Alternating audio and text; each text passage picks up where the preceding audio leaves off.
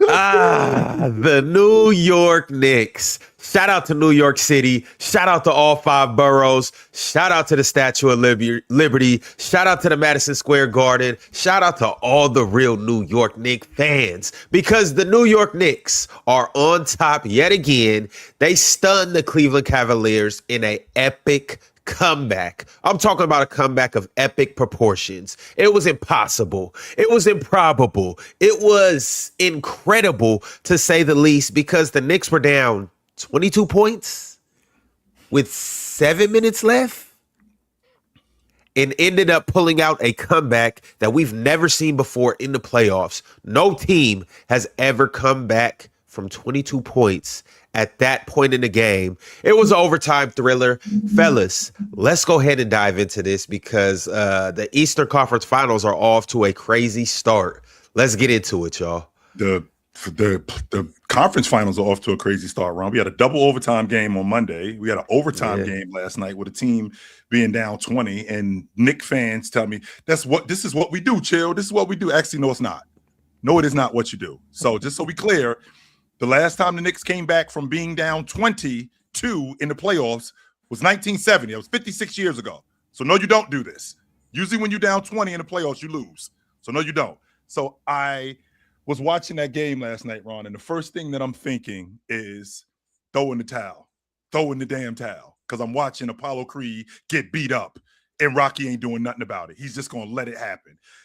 James Harden was actively sought after, which, I get that. You're definitely going to go after a guy and make him guard. But I want to talk about the fact that I thought the Cavs did some really good things. They just didn't close the game. That's really what this was about. They did not close the game, Ron. They did some great things last night. I had to go back and watch the game. Why did I have to go back and watch the game, Ron? Because with 7 minutes and 23 seconds, the Knicks are up the Cavs are up 22. I went grocery shopping. I was like, this game's over. I don't need to see no more. The ball is moving. Donovan Mitchell looks great. In addition to Donovan Mitchell looking great, they're rebounding the basketball. They're not getting taken advantage of. Cat is not playing defense the way defense needs to be played. He's fouling a lot. Jalen Brunson is looking really pedestrian at this point. This just doesn't look like something that I should be concerned with. So I went grocery shopping, only to come back in the house, Ron, and see OG Anunoby at the free throw line in overtime. Like, wait a minute, what happened? What did I miss? You really went grocery shopping? It was 10 o'clock last night. I don't have no food in the house. I was like, yo, I got to go grocery shopping. They up 20. And I went grocery shopping, came back in the house, and I see OG Anunoby on the free throw line with the Knicks up 6 in overtime. What did I miss?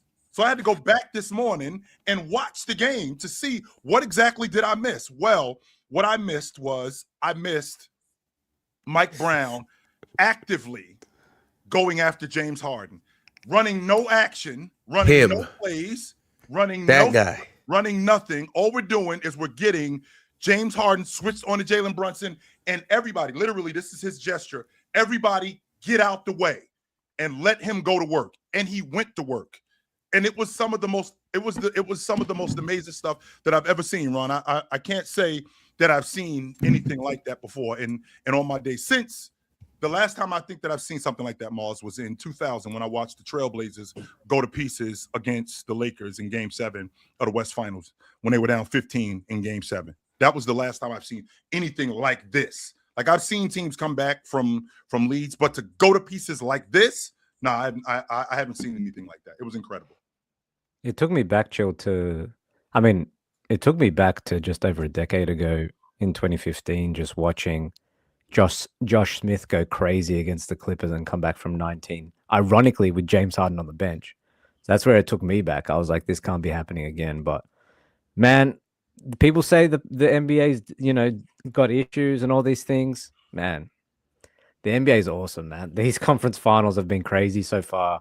And yesterday, to me, it was like the single greatest playoff choke job in NBA history. Like, no exaggeration. The way the Cavs were up in the game, the way they were playing. The third quarter, I thought the Knicks defense was egregious. They looked dead in the water. Donovan Mitchell hits the three to put them up 22. and then they go on a 44-11 run.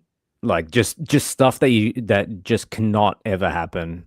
Kenny Atkinson's there on the sideline watching it, has a bunch of timeouts, doesn't use them, chill. To me, like series in the NBA are best of 7, but I think a lot of them end I think a lot of them end well before that, and I don't see how the Cavs recover from something like this, man. Even just to see their body language post game, to see them just in honestly shock, chill about dropping that one. I think it's the worst 7-minute stretch James Harden's had in his career. I went back and watched it. It's not as though he was like fully pedestrian too. Like I want to give some credit to Jalen Brunson because the shot making was ridiculous. But at the end of the day, Harden gave up 25 points by himself as a primary defender in the fourth quarter and overtime. So it's very, very hard to come back from that. Miles, Mikal Bridges had 2 major threes at the end of the game. Landry Shamet was major. It was no coincidence that the Knicks came storming back when I think Josh Hart went to the bench. I think that's a thing as well that's going to play out in this series. There were just so many things that were happening at the same time. Donovan Mitchell goes missing in the fourth quarter. With the game on the line, he gives the ball up to James Harden, Ron, which was crazy. I know Harden just made a free throw line jumper, but that was crazy. There was just so many things that were happening at the same time that culminated in this comeback. So just a crazy night, man. To your point about them being able to come back, I mean, they did generate a 22-point lead. There were a bunch of things that they were doing right up until that point. I thought that the Knicks looked really pedestrian. I think they were shooting 20%. I think they were shooting under 20% at the long ball line. In addition to them shooting under 20% at the long ball line, the Cavs had out-rebounded them. Yes, they fell apart. I mean, I think I want to say in the last 5 minutes of the game, the Cavs were up 14, and I still felt like they had control of that game. Even during that time, I still felt like they had control of that game. With that being said, with that being said, James Harden is in isolation 9 times, and I think that the number is, Ron, that they generated 1.9 points per isolation from James Harden in those 9 stretches. That means that they scored every time he had the ball. Every time we had him in isolation, we're scoring on him. Every time that's going on. And yes, here's my thing. And this is what I want to make clear. Kenny Atkinson, the adjustment that I think needs to be made from him is to not panic, even though he panicked. Like he looked like, what's the coach name that used to coach the Lakers?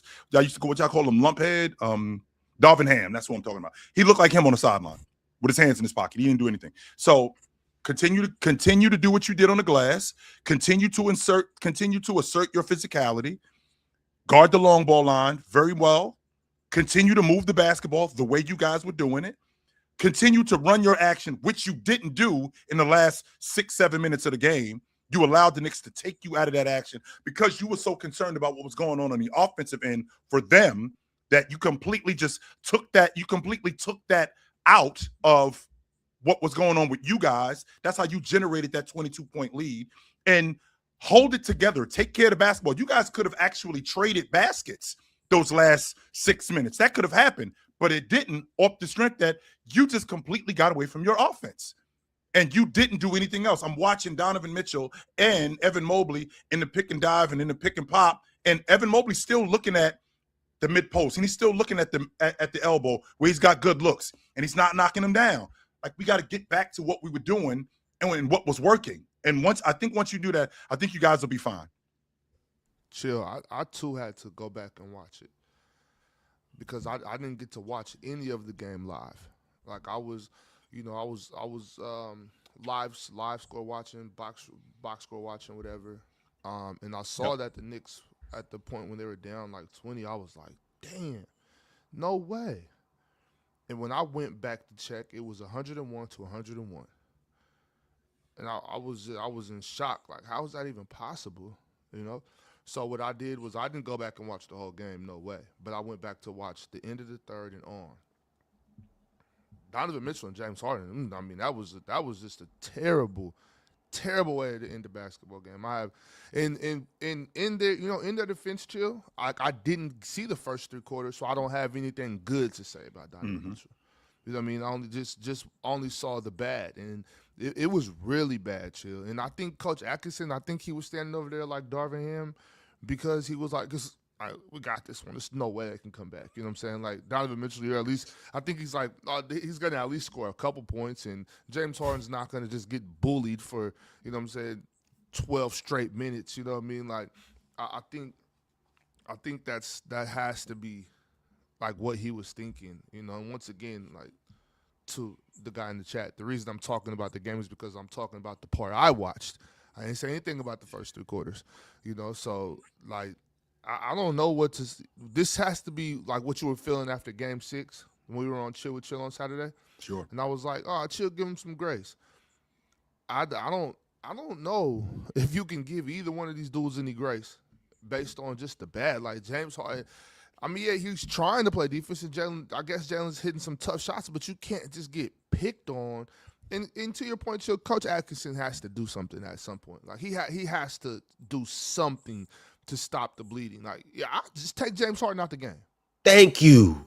No Max. Take the damn a timeout. No Max. Exercise a substitution. Hey, Chill. What do you like to say?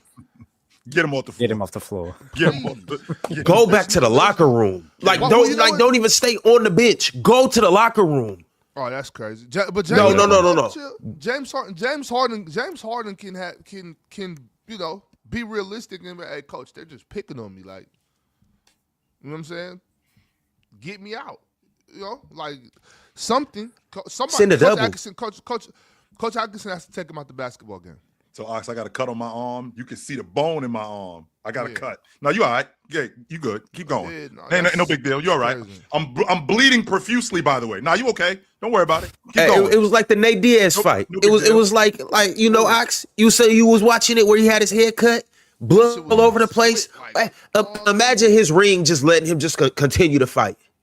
He can't even see. He just punch in the air.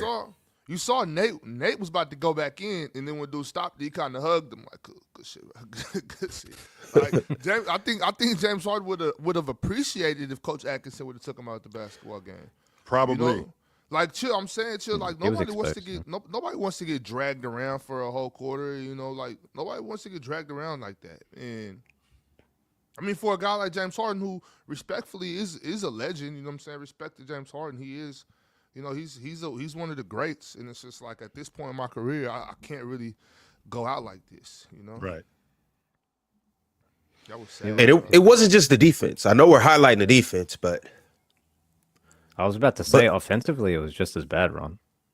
Like the Cavs couldn't generate anything, and then Evan Mobley hits like a momentum stopping 3, but they can't get anything. Like they can't generate anything at the end of the game. And Donovan Mitchell is another guy who like he was just out there existing. But like he wasn't coming to get the ball. He wasn't doing anything offensively. Like it was the most bizarre set of circumstances. And then Jalen Brunson just gets on this crazy heater, and it's like all these things happening at once. Kenny Atkinson after the game says, I left Harden in the game because he's still one of our better defenders. Fair enough, you're protecting your player. I don't agree. The second thing was, he goes, I didn't use a timeout because I like to save my timeouts for the end of the game. What? It was the end of the game, bro. You need to use your timeouts. What? It was the end of the game. So I've never seen a coaching display like that as well, which is the most bizarre thing. Ox, I like to save my money for a rainy day. It's raining outside. It's raining. What are you doing? It's pouring. Oh man, it's snoring. What are you doing? What? It's raining. What's happening right God. now? I didn't even hear that, Damien. That's ridiculous. Yeah, he did say that. Ox. I heard the Harden part. The timeout part is they're both egregious. Like Kenny got to do something. And actually, I'm running a poll right now. How many timeouts did he have? All of them, Ox. Yeah, he had at least. All of them. Yeah, he called the timeout when they went on an 18-1 run, and then he called timeout. But they went on a 15-1 run before he even called the timeout. They went on an 18-1 run. He was like, all right, timeout. Once again, Ox, I'm bleeding profusely. Nah, keep going, yo. You all right? You're okay. Just continue to keep going. No big deal. All right, you're all right. You know what every coach needs? And I'm talking about at every single level of basketball. From from fourth grade rec all the way up to NBA, Euro League, D1, D2, D3, JUCO ball, high school, every level of basketball. They need an earpiece in their ear. Somebody to talk to. No, you in particular. I need your voice. Get him off the floor. Coach, burn one. Burn the top. Something like they need somebody. They need somebody to give them that extra edge. Like I don't like. What I don't like, and you guys get on me about this all the time. Mars and I have had this conversation extensively about ghost screening and switching on screens. They're actively hunting James Harden, and they're not hunting him with action. Like, they're not putting him in action where we got a down screen or we got a double screen and we're cleaning the whole. No. All we're doing is sending Mikal Bridges across, and he's just tapping James Harden on the hip when Dean Wade is covering.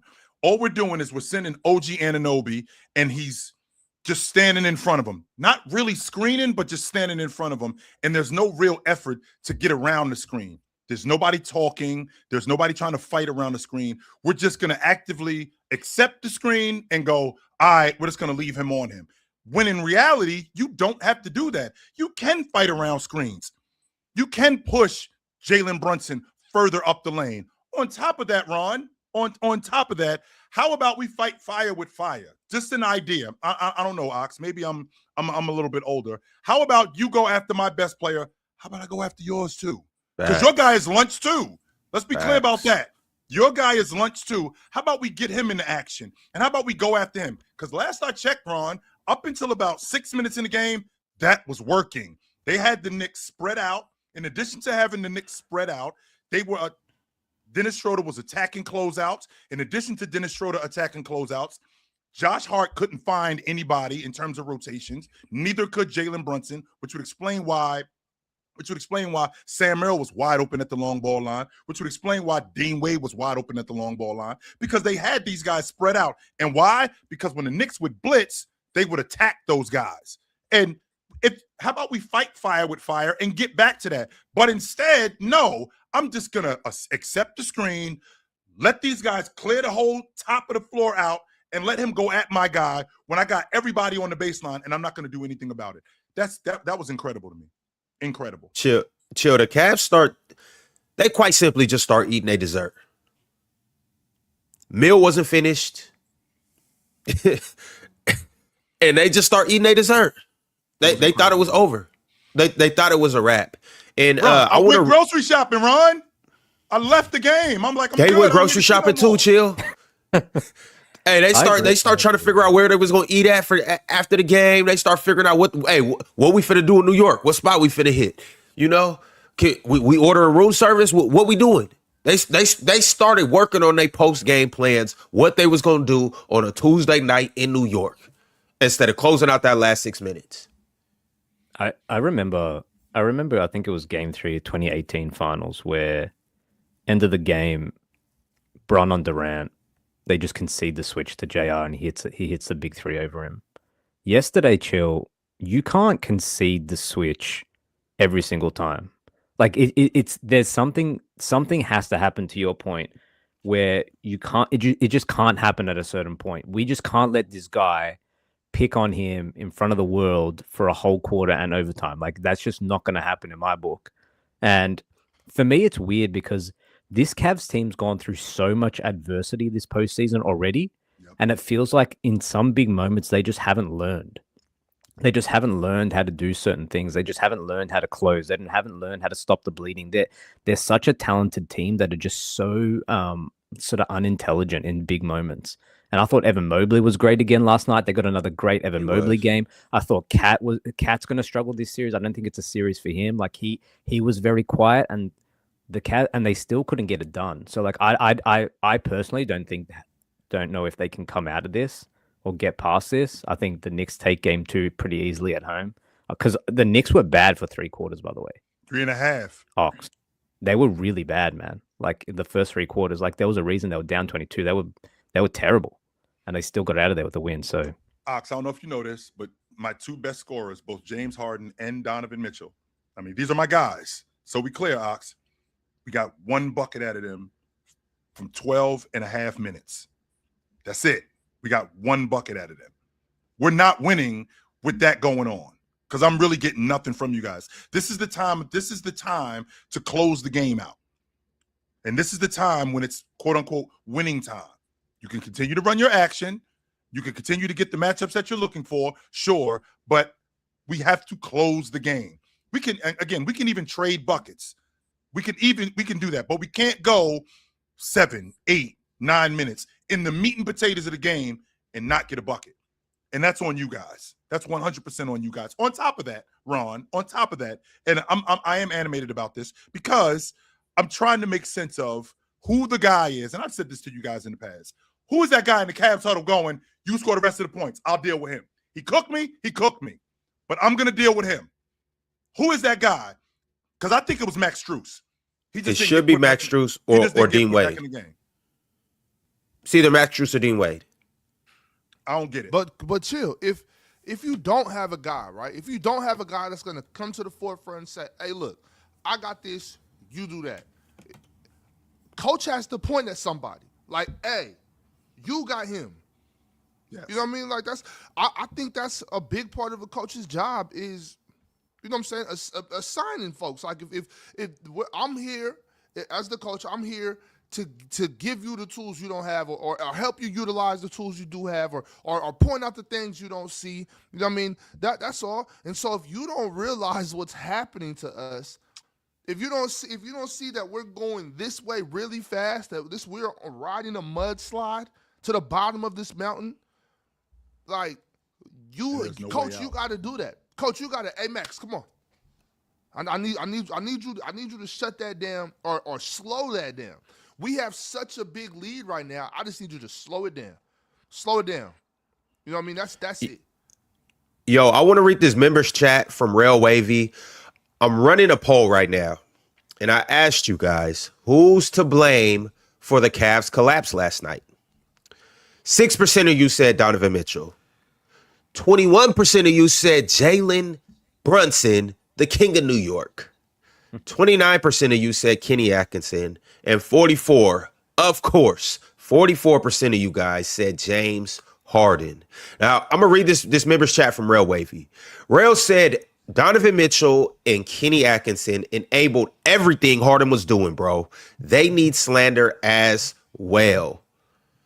6% Donovan Mitchell is insane. Like, it's as the leader, I think this is where we would like to see some of the growth from Donovan Mitchell to grab guys in the huddle, to hold guys accountable, to lead by example sometimes in these big moments. I think that's something that I was waiting for.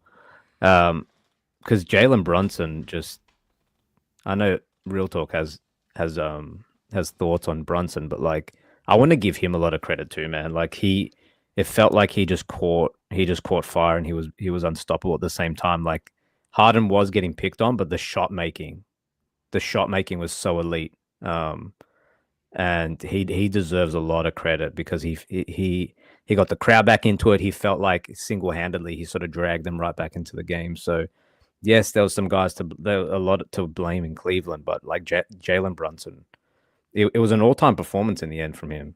Like he deserves a lot of credit for that.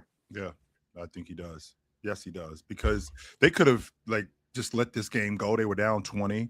From what when I went back and watched it, there were things that they allowed outside of Jalen Brunson. I mean, Ox, I know how you feel about OG Anunoby, but I mean, why am I attacking OG? Why am I closing out that hard on OG Anunoby, who hadn't played in over a week coming off an injury? Make him make shots. Make shots, my man. Yes. If we're going to lose being down 20, I'm comfortable with you making shots. This dude is already on a heater. This is the adjustment. We don't have to close out like OG Anunoby is Steph Curry or Klay Thompson. No, make him make shots. But instead, you closing out on him ridiculously hard, and he's getting to the rim, missing dunks, but he's going to the free throw line. In addition to that, if I'm helping off of anybody, which it was clear that James Harden needed help, I'm not helping, or I'm not going to help off of Mikal Bridges. I mean, you guys fact check me all the time. Real Talk fact checks me. Mars fact check me. If I'm not mistaken, I think Mikal Bridges is statistically the best corner three-point shooter in the league. There's no reason to help off of him when he's in the corner. None whatsoever. If somebody else has to score. It can't just be him. It cannot just be him. So I don't think the sky is falling here, guys. I'm not going to say that this thing is over. I don't think that the sky is falling here, but I do think that this is a defining moment for the Cavs. And it goes back to my original point with you, Ox, when we talked about Donovan Mitchell, why I'm here and because he's here and because he's here. Like yesterday's game is another defining moment to go into their building, being up 20 and close it, end it, and put your stamp on this series. Instead, what do I get? I get you completely disappearing. Ox, they 8-7 in these playoffs. That's this and this. This and this. It's never just this. It's either this or this. This or this. That's not going to get it done, man. If you're serious about doing it. Chill. The sky isn't falling. It's landed already. This series is over. Hey, real talk, it landed in hell too. Yeah, it's landed. It's already on the ground. If the Cavs wanted any kind of chance of winning this series, they had to get game one. Especially to this degree, because this is probably going to be the worst game the Knicks play this series. OG wasn't that good last night. Cat was god awful. Josh Hart had a Cleveland jersey on for all of his minutes, and you still lost. You lost that game. It's over. The Knicks are going to win in 5 games. Cleveland's going to get 1 at home because pride and everything, I guess. But yeah, this series is over. You can't give up a game like that, especially when you're the underdog in the first place. Especially when you're the worst team, in my opinion, in the first place. You can't give up a game like that. Yeah, that was an embarrassing game for Donovan Mitchell and James Harden in that fourth quarter with 7 minutes and 52 seconds left to go. That was god awful. James Harden, I've been trying to, be there for you this year. I'm not the biggest James Harden guy, but I wanted to put some respect on your name. That was playing with you in LA when you was carrying that bum, right? Being the best player on that team, lead them to the playoffs as the best player on that team, right? Played well in the playoffs. You were waiting on your number one to show up. So I wanted to give you your respect in that aspect. Came back this regular season, was balling again, had a 50 burger in Charlotte, was hooping yet again. But we can't keep having these type of moments, James Harden. We can't keep having these type of moments. Chill, did you know in James Harden in 2 of the last 3 playoff games that he's played, he has more turnovers than field goals made. Sure, I know that. Mm-hmm. Yep. 6 games this postseason, yep. But with all of that being said, he still got me in that Detroit series. He still got me 2 games. He did do that. And I know who James Harden is. I 100% know who James Harden is. He did get me 2 games in that series, though. Yes, he did. He got me game 4 when he ended the game, and he got me game 5 on the road. I wish you could find some better middle ground. It doesn't have to be like, oh, I'm balling and oh, I'm shit. Like but that's who he is, though. Real talk. That's him. That's who he is, and that's who he's always been. The problem is that because he's so good when he's balling, that we don't accept that. A lot of people just, he's going to get better. James Harden showed us who he was in 2012. He showed it to us, but he was young. And we didn't want to believe it. We didn't believe it because he was young. He was a kid, and he's going to get better. No, this is who he really is. He's going to get busy, and then it's going to go the other way. That happens. And I 100%, I'm not going to do is I'm not going to blame this solely on James Harden. He definitely has something to do with this, but you can't leave your man out there like that to dry. You can't do it. You got to help him. Well, chill. It's okay. So it's one thing, right? It's one thing to not be able to stop somebody from punching me. Like maybe I don't got the best head movement. Maybe I can't get my head off the line. I'm getting socked on. But you can punch back. Yeah. It's like on this end of the floor, there Mike Brown is making it a point to go after James Harden. Yeah. Why is Coach Atkinson then not taking a page out of what's my man over there? Mike Brown. Quinn Snyder. Why is he not taking the page out of Quinn Snyder's book? Why is he not picking on Jalen Brunson? Like why do I see James Harden or why do I see Donovan Mitchell in an ISO against Mikal Bridges shooting step back threes? Instead of run. Well, I've seen that. Why don't I see them going after Jalen Brunson over here? Yeah. Why are you going after Mikal Bridges? And that's where Donovan Mitchell comes in. That's why I want to get off this James Harden thing. Like, Donovan Mitchell, you are the man. This is your group. You are the leading scorer. You are the guy. Why aren't you being more assertive? Like the stuff that you were doing in the third quarter when he was slicing through the defense, when he was knocking down open shots, when the ball was moving, sure. Why weren't you more assertive in the last period, in that last 7 minutes to close the game out? Because that's what this was really about. This was your time as one of the elite players in the game to shut the door on the Knicks last night. Even though they had a bad game, last night was a time when you had an opportunity to shut the door on these dudes. You dudes were up 20. We're not losing this game. No, we're not. I will score the rest of the points, even if we are trading baskets.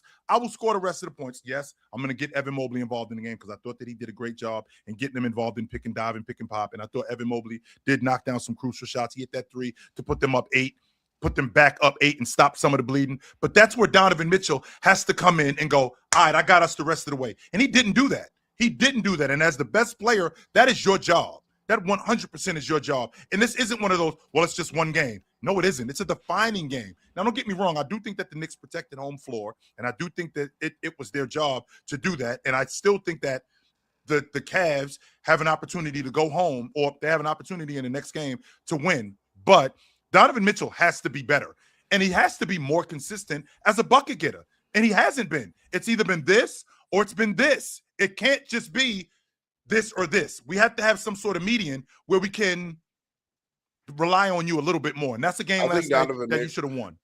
I think he's going to have a pretty good series. I think this is going to be his best series in the playoffs. I think this is some of the easiest defensive personnel that he's seen thus far in the playoffs. Yeah. Toronto has a bunch of, athletic guys who are long and physical paws. And then Jamal Shedd even can get up under the ball and get into his airspace and stuff like that. Like, I think he should have a good series. Up until the fourth quarter, he was playing tremendously well. Sure. So I'm not even concerned too much about Donovan Mitchell. Also think that Jared Allen and Evan Mobley yet again had another really good game. I mean, he went almost scoreless in the last 8 minutes, and he didn't score in the last 8 minutes of regulation. You talking about Donovan Mitchell? Yes. Are you really not concerned with him? Oh, no. I'm not concerned as far as his ability to score in the series. That's what I'm saying. Now, I'm saying he should have been more aggressive, absolutely. Okay. But I'm saying I think against this defensive personnel, he'll be able to get his game off a lot better than against Detroit and Toronto. Right. Evan Mobley and Jared Allen to me were some highlights again for Cleveland. You know what I'm saying? They had another good game together. Here's the thing that I'm worried about for Cleveland, though. They basically have a 7-8 man rotation, and Evan Mobley and Jared Allen are basically the substitutions for each other as well as the bigs. Like, it's not really a big coming off the bench, and them coming off 2 7-game series, grueling series at that, physical series, and now having to play the Knicks, who are going 9-10 deep. Getting real production from their bench. You saw last night with Landry Shamet some big shots. Yeah. He was able to guard Donovan Mitchell well towards the back end of that game. Jose Alvarado did some good things out there. Came in, got a couple of baskets. Mitchell Robinson, even though, couldn't hit a free throw to save his life, he was still very good on the offensive boards at times. Like, the Knicks have the deeper team. They're the more rested team. And then they win the game they weren't supposed to win. I think this one it's a wrap, man. One player for the Cavs, though, that I do think is going to have a good series, and I don't think he played bad last night. He just wasn't able to make a shot. But I think Dennis Schroeder is going to be big for them. His ability to get into the paint, his ability to really come in and relieve James Harden. Obviously now, if James Harden's going to be getting picked on, you got to find alternatives. And I think Dennis Schroeder's a solid alternative. I'm not saying he's necessarily better defensively, but he can do a couple other things. But ultimately, I think his ability to be a spark plug, once again, get in the paint, feed the big guys and stuff like that, I think that's going to be huge for him. Ox, I've said to you in the past about I don't want to lose guys. I think in this particular situation, I don't care about that. Get James Harden off the floor. When something like that is happening, we got to go to Strus. We got to go to Dennis Schroeder. We have to. Mm-hmm. We can't leave this the way it is. No. And if I don't think that I'm going to lose James Harden in that particular situation. In fact, I think he would understand. Dennis Schroeder can't guard Jalen Brunson. Really nobody can. He'll compete more than James. Well, wait a second though, y'all. They was doing a good job on Brunson last night up into them last 7 minutes. I thought they did a good job on him last night. But I know y'all out on this guy.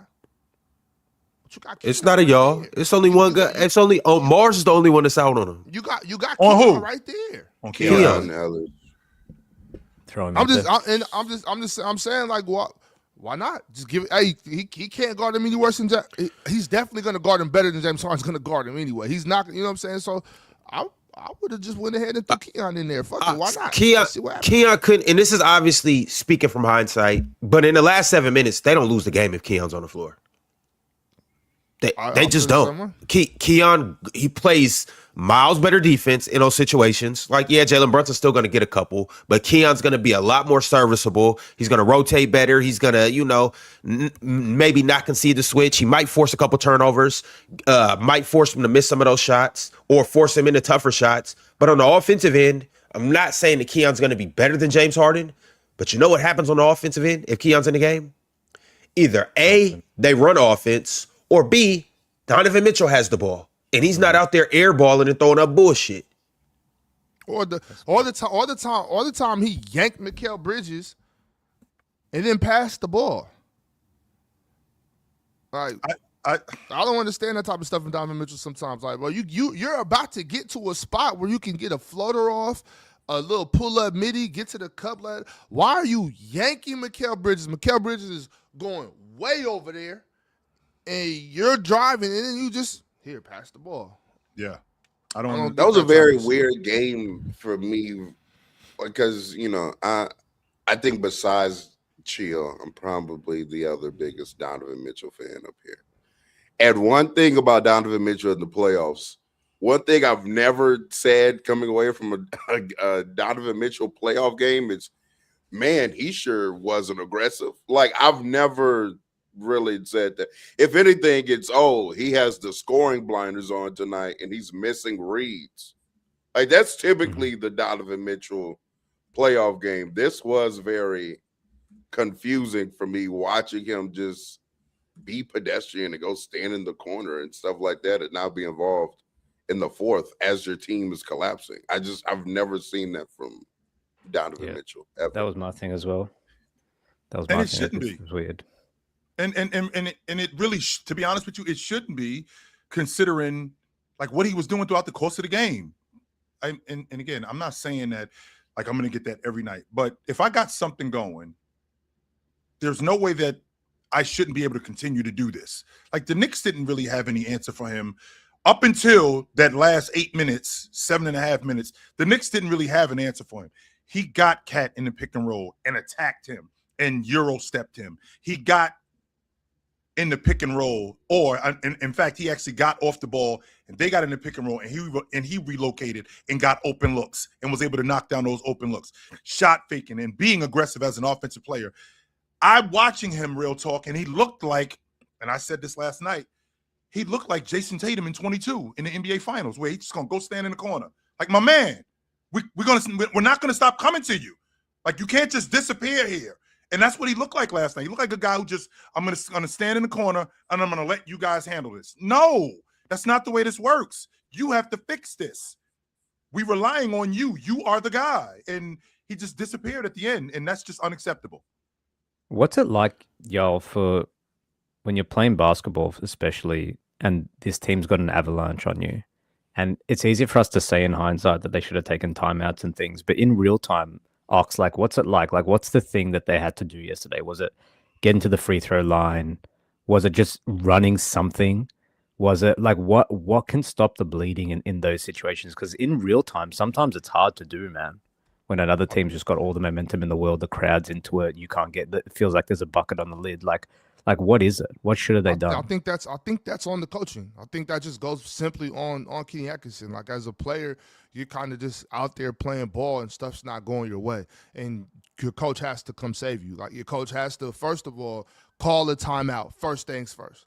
Let's call a timeout. Try to stop a little momentum. Secondly, get James Harden off the floor if you see that they're going to pick on you like that. Because when you got that type of lead, to me, Damian, it's kind of like Chill said. Like I don't have to extend my lead. I just can't lose it this quickly. We can trade buckets, but if we're not going to score, then we have to slow them down. And that's I think it's just simple as that. Like we have to adjust some way somehow. There's plenty of different ways and plenty of different types of adjustments you can make. I don't know. Like Kenny Atkinson could have done maybe one of 20 different things. But the thing about that to me, Damien, is you have to choose one. Like choose one of those things to do, coach. And I honestly think the first best thing would be to call a timeout. Let's maybe stop trying to do a little ISO ball. Let's run some sets. Let's try to maybe get some lobs to Evan Mobley, some easy buckets, and then let's get James Harden off the floor if they're just gonna just go after him like that. Unless we're getting it back on the other end. Like if James Harden, Donovan Mitchell are getting buckets back on the other end, then it's fine, I think. But if they're not, then you gotta get him out of there. Mm-hmm. The NBA is so tricky. Just real quick, because I thought the Cavs were still going to win the game several times. Like, in order for you to make a comeback like that, so many things have to go your way if you're the Knicks, right?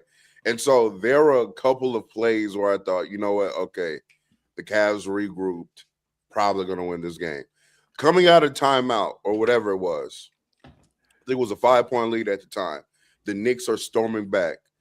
Evan Mobley hits a huge three, like near the top of the key or whatever.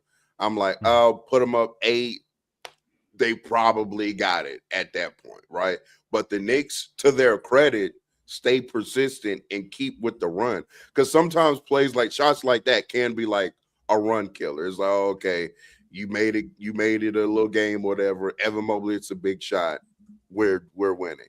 Another play where I thought the Knicks killed their momentum is I think they're down 4 or 6 points. They're now doubling Jalen Brunson because Jalen Brunson has been absolutely frying their team. Jalen Brunson makes the pocket pass to OG because that's who they're doubling off of. OG is running down the lane by himself, about to make Jared Allen have to, play in 2-on-1. Either he has to step up to contest OG at the basket or stay back to prevent the laydown pass to Cat.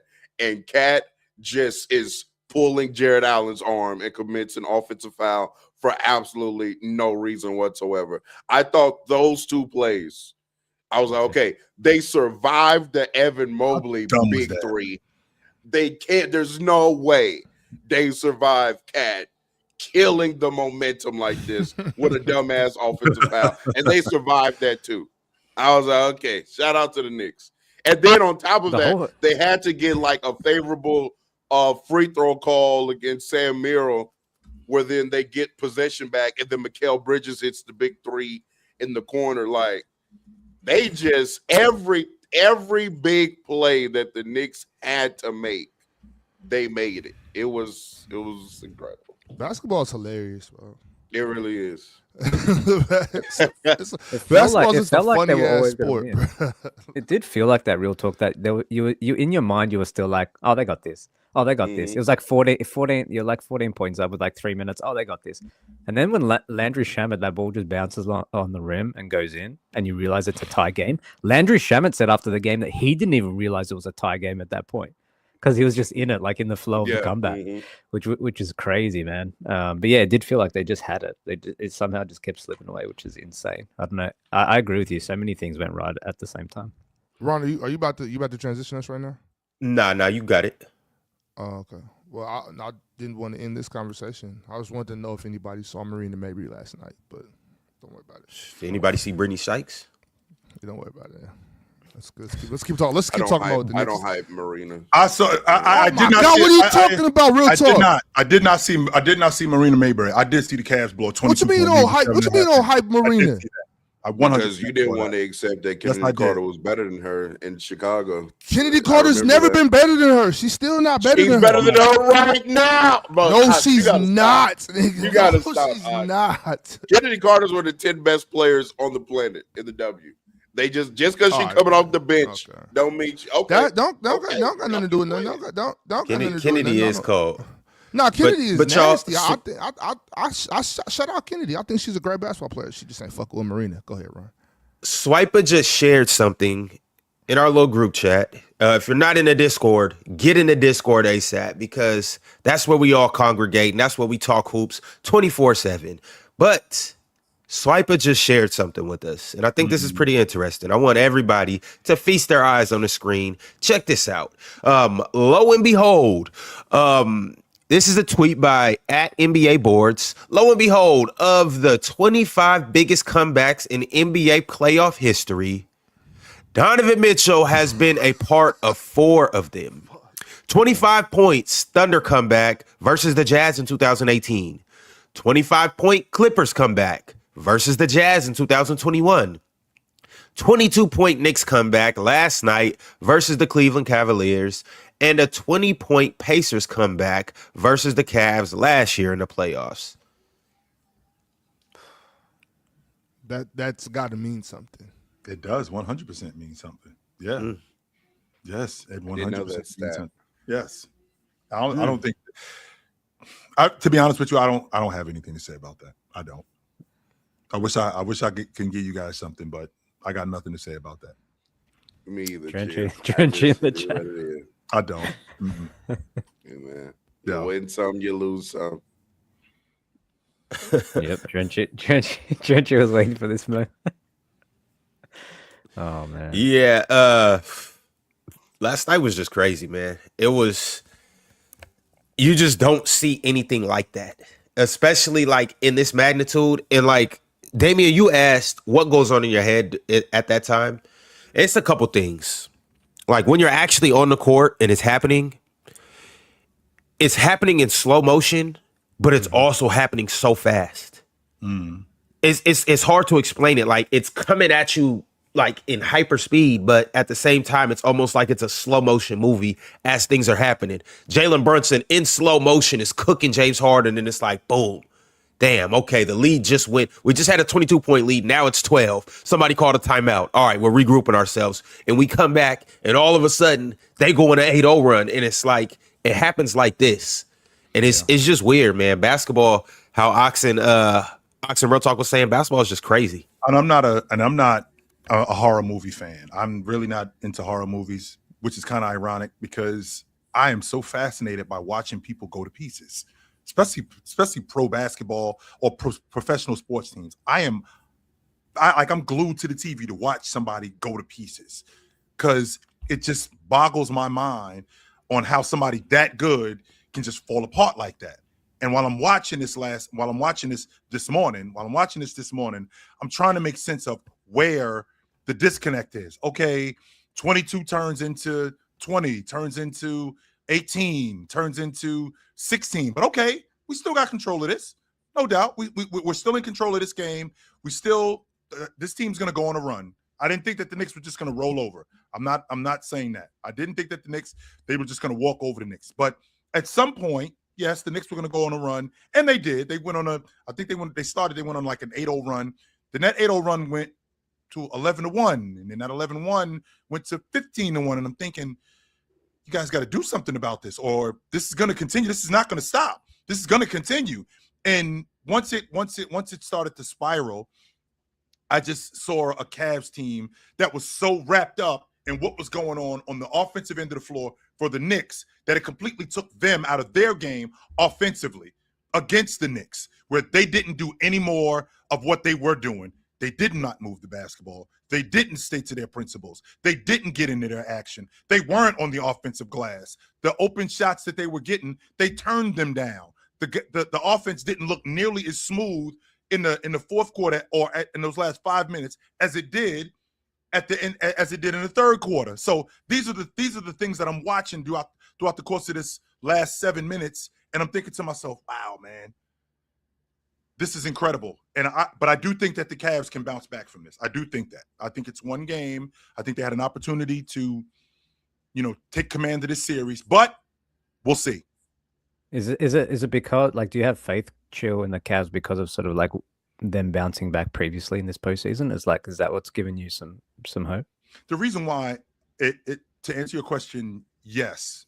And the reason why is because going up against a better team and having to play better, and from what I saw last night up until the end of that game, yes, it's given me a lot of hope that they can, because against a team like the New York Knicks, like, we can't do the same thing that we did against Toronto. We can't do the same thing if we're going to be competitive or have an opportunity to win this series. We can't do the same thing that we did against Detroit, because we're going to get mopped right up out of here, and it's going to be really quickly. So I do think that they can bounce back from the stuff that I saw them do. And to Real Talk's point, Cat's going to allow us to stay in the game. Cat's going to do that because he's going to do some bonehead stuff from time to time. He's going to do dumb things, and we're going to get back in this game because of him. Yeah, I don't think it's this series, to be honest. I think this series catered for the guards, like Real Talk said. Going to be a lot of space out there, a lot of freedom. Both guards matchups aren't the best defensively. I think it's a guard series for sure. All right, y'all. Well, speaking of a fantastic series, we got a series that we are going to go ahead and make some money on tonight on Splash Sports, playing quick picks, and that is the Spurs versus the Oklahoma City Thunder. Game 2 tonight. We got some picks to make on Splash Sports. But before we do anything, you guys must know that quick picks is the only DFS game where you're playing against real fans, not against the house, not an algorithm, not a sports book, not artificial intelligence. It is just you versus your opponents. And all you have to really do is outsmart your opponents, which means if you get 6 out of 6 picks right and they get 5 out of 6 picks right, you win. But what's even better is you don't have to get all 6 picks. You can get 4 out of 6 picks right. As long as they get 4 or less, you win. And it's as easy as that. And here's the kicker of the whole thing. Splash Sports has the highest multipliers in all of DFS. We are talking up to 50 times on a 6-leg entry. Let me know if you can find that anywhere else. No? I didn't think so, because Splash Sports is goated. Make sure to use code CHOICE, and when you do that, you will get a 100% deposit match up to $50 plus a 100% quick picks boost. But we all have picks to make, so let's go ahead and make these picks happen. Let's see how we rocking today on Splash Sports. Obviously, we got the Spurs versus the Thunder. What you guys thinking? Good morning, Mr. Ox. How you doing this morning, sir? I was wondering if I could get a large glass of Chet Holmgren, please. A large glass or an empty glass? That 13.5 points. I'm going to take the more. I'm going to take the more on that. Yes, sir. Okay. Mm-hmm. All right. back, Click on iHeart. I'm looking for an empty glass tonight. Damn, a 10 PRA. What's that? Yeah, that's 3 He's points. He's not going to feature a lot in this series. 3 points, 3 rebounds, and 3 assists. That's what that is. Oh, I don't know if I want to touch that, because he might, Mark Dagenau might get on the type time where he like, I'm going to switch things up and I'm going to play iHeart 30 minutes. I don't know what his game plan is. So, Damien, Real Talk, you guys got something? You don't want to bet on your guy, AJ Mitchell? My guy? What's Alex Caruso looking like?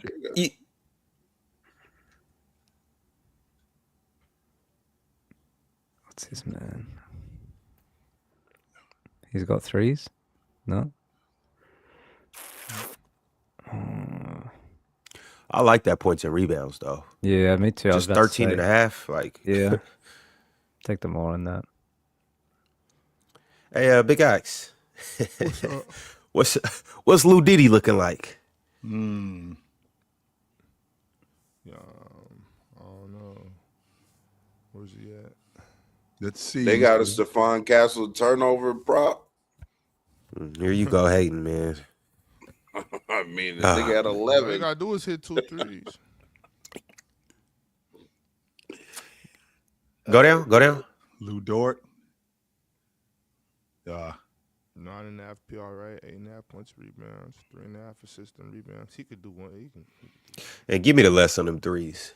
What does that I'm Wemby hating. line look like? Damn. What is that? We're trying to get some money over here, Ron. What does that Wemby line look like? Lou Dort's gonna hit 2 threes. And what does that Shea look like? That Shea line look like 28.5? Yeah, We do gotta get a spur. We got 3. 41. Yeah, just do the over on this PRA. Points, rebound. More real talk. More. Yeah. Excuse me.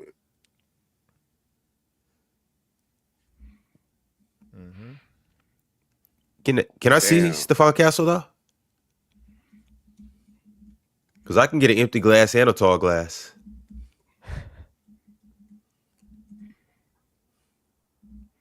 Go to the turnovers. Where they at? They don't got him. All right, let me get the more histories made. Yep. Yep. All right, that's how we rocking on Splash Sports. If you guys like our picks, take our picks and make money off of our picks the same way that we're going to make money off of our picks. Scan the QR code on the screen to download the app, or click the link in the description. And when you download the app, make sure to use code CHOICE, because when you do that, you'll get hooked up with a couple perks, such as a 100% deposit match up to $50 plus a 100% quick picks boost. It don't get no better than that. On Splash Sports, when you play quick picks, remember, you will have the highest multipliers in all of the industry. Don't go nowhere else, because you won't make as much money and you'll really just be leaving money on the table.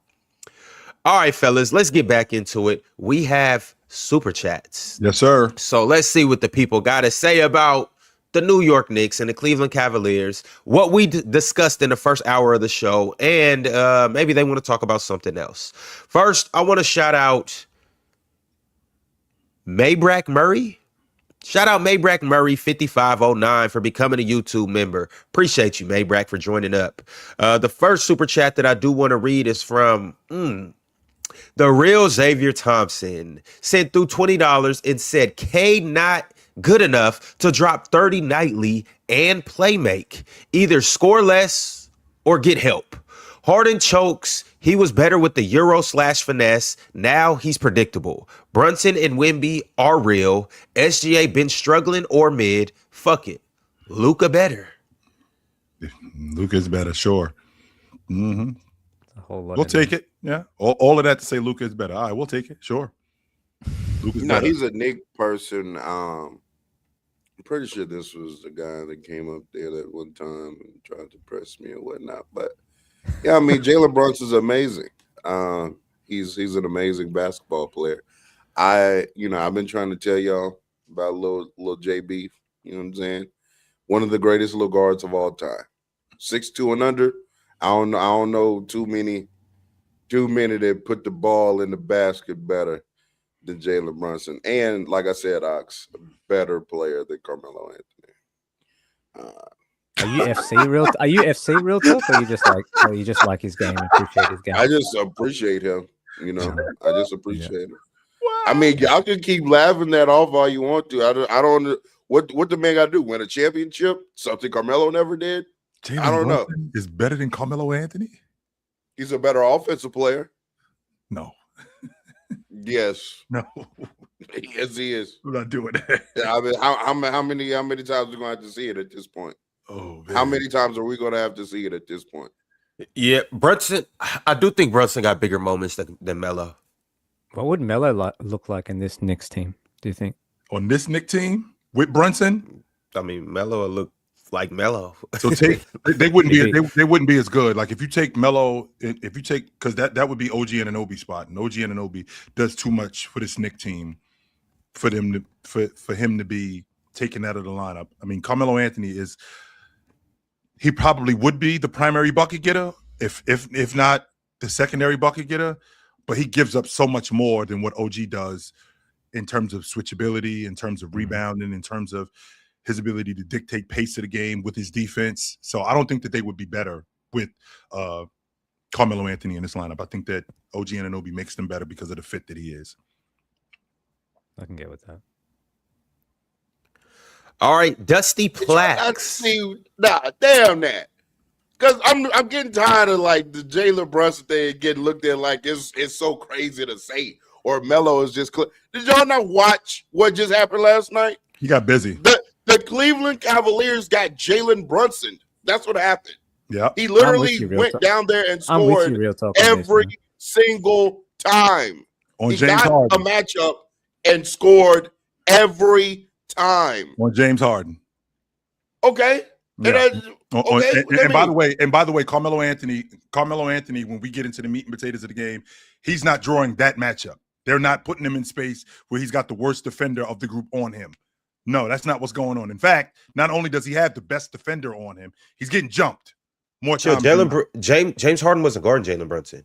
They were matched. They were switching. They were forcing a mismatch. But that's the point.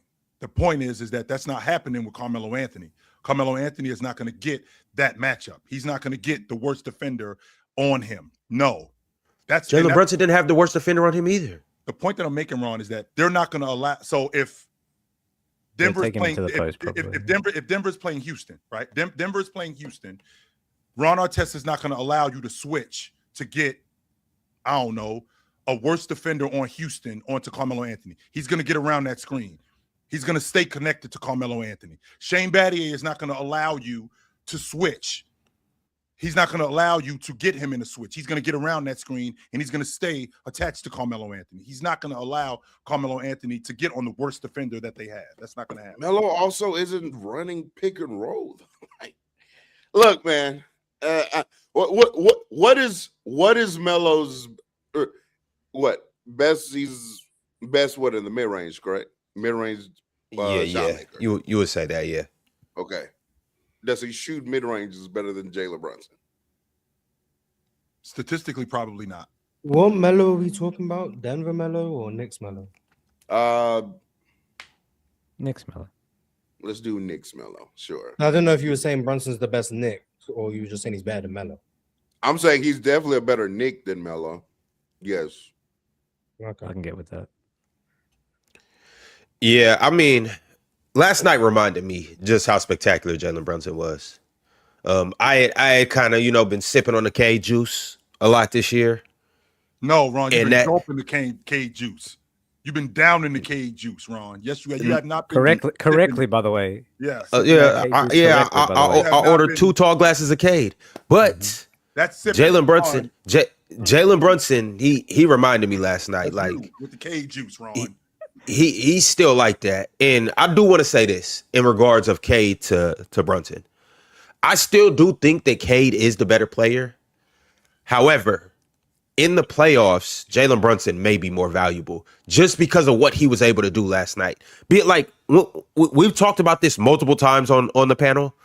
The most valuable thing as a basketball player you can do is put a team on your back and get bucket after bucket after bucket, especially when it's in the crunch time of the game.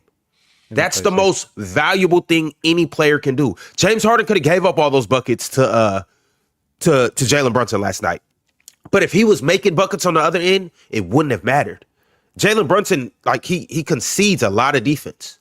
He's not like he competes on defense, but he's not the best. The reason why Jalen Brunson is who he is, even though there are point guards that can defend much better than him, it's point guards that can play make much better than him.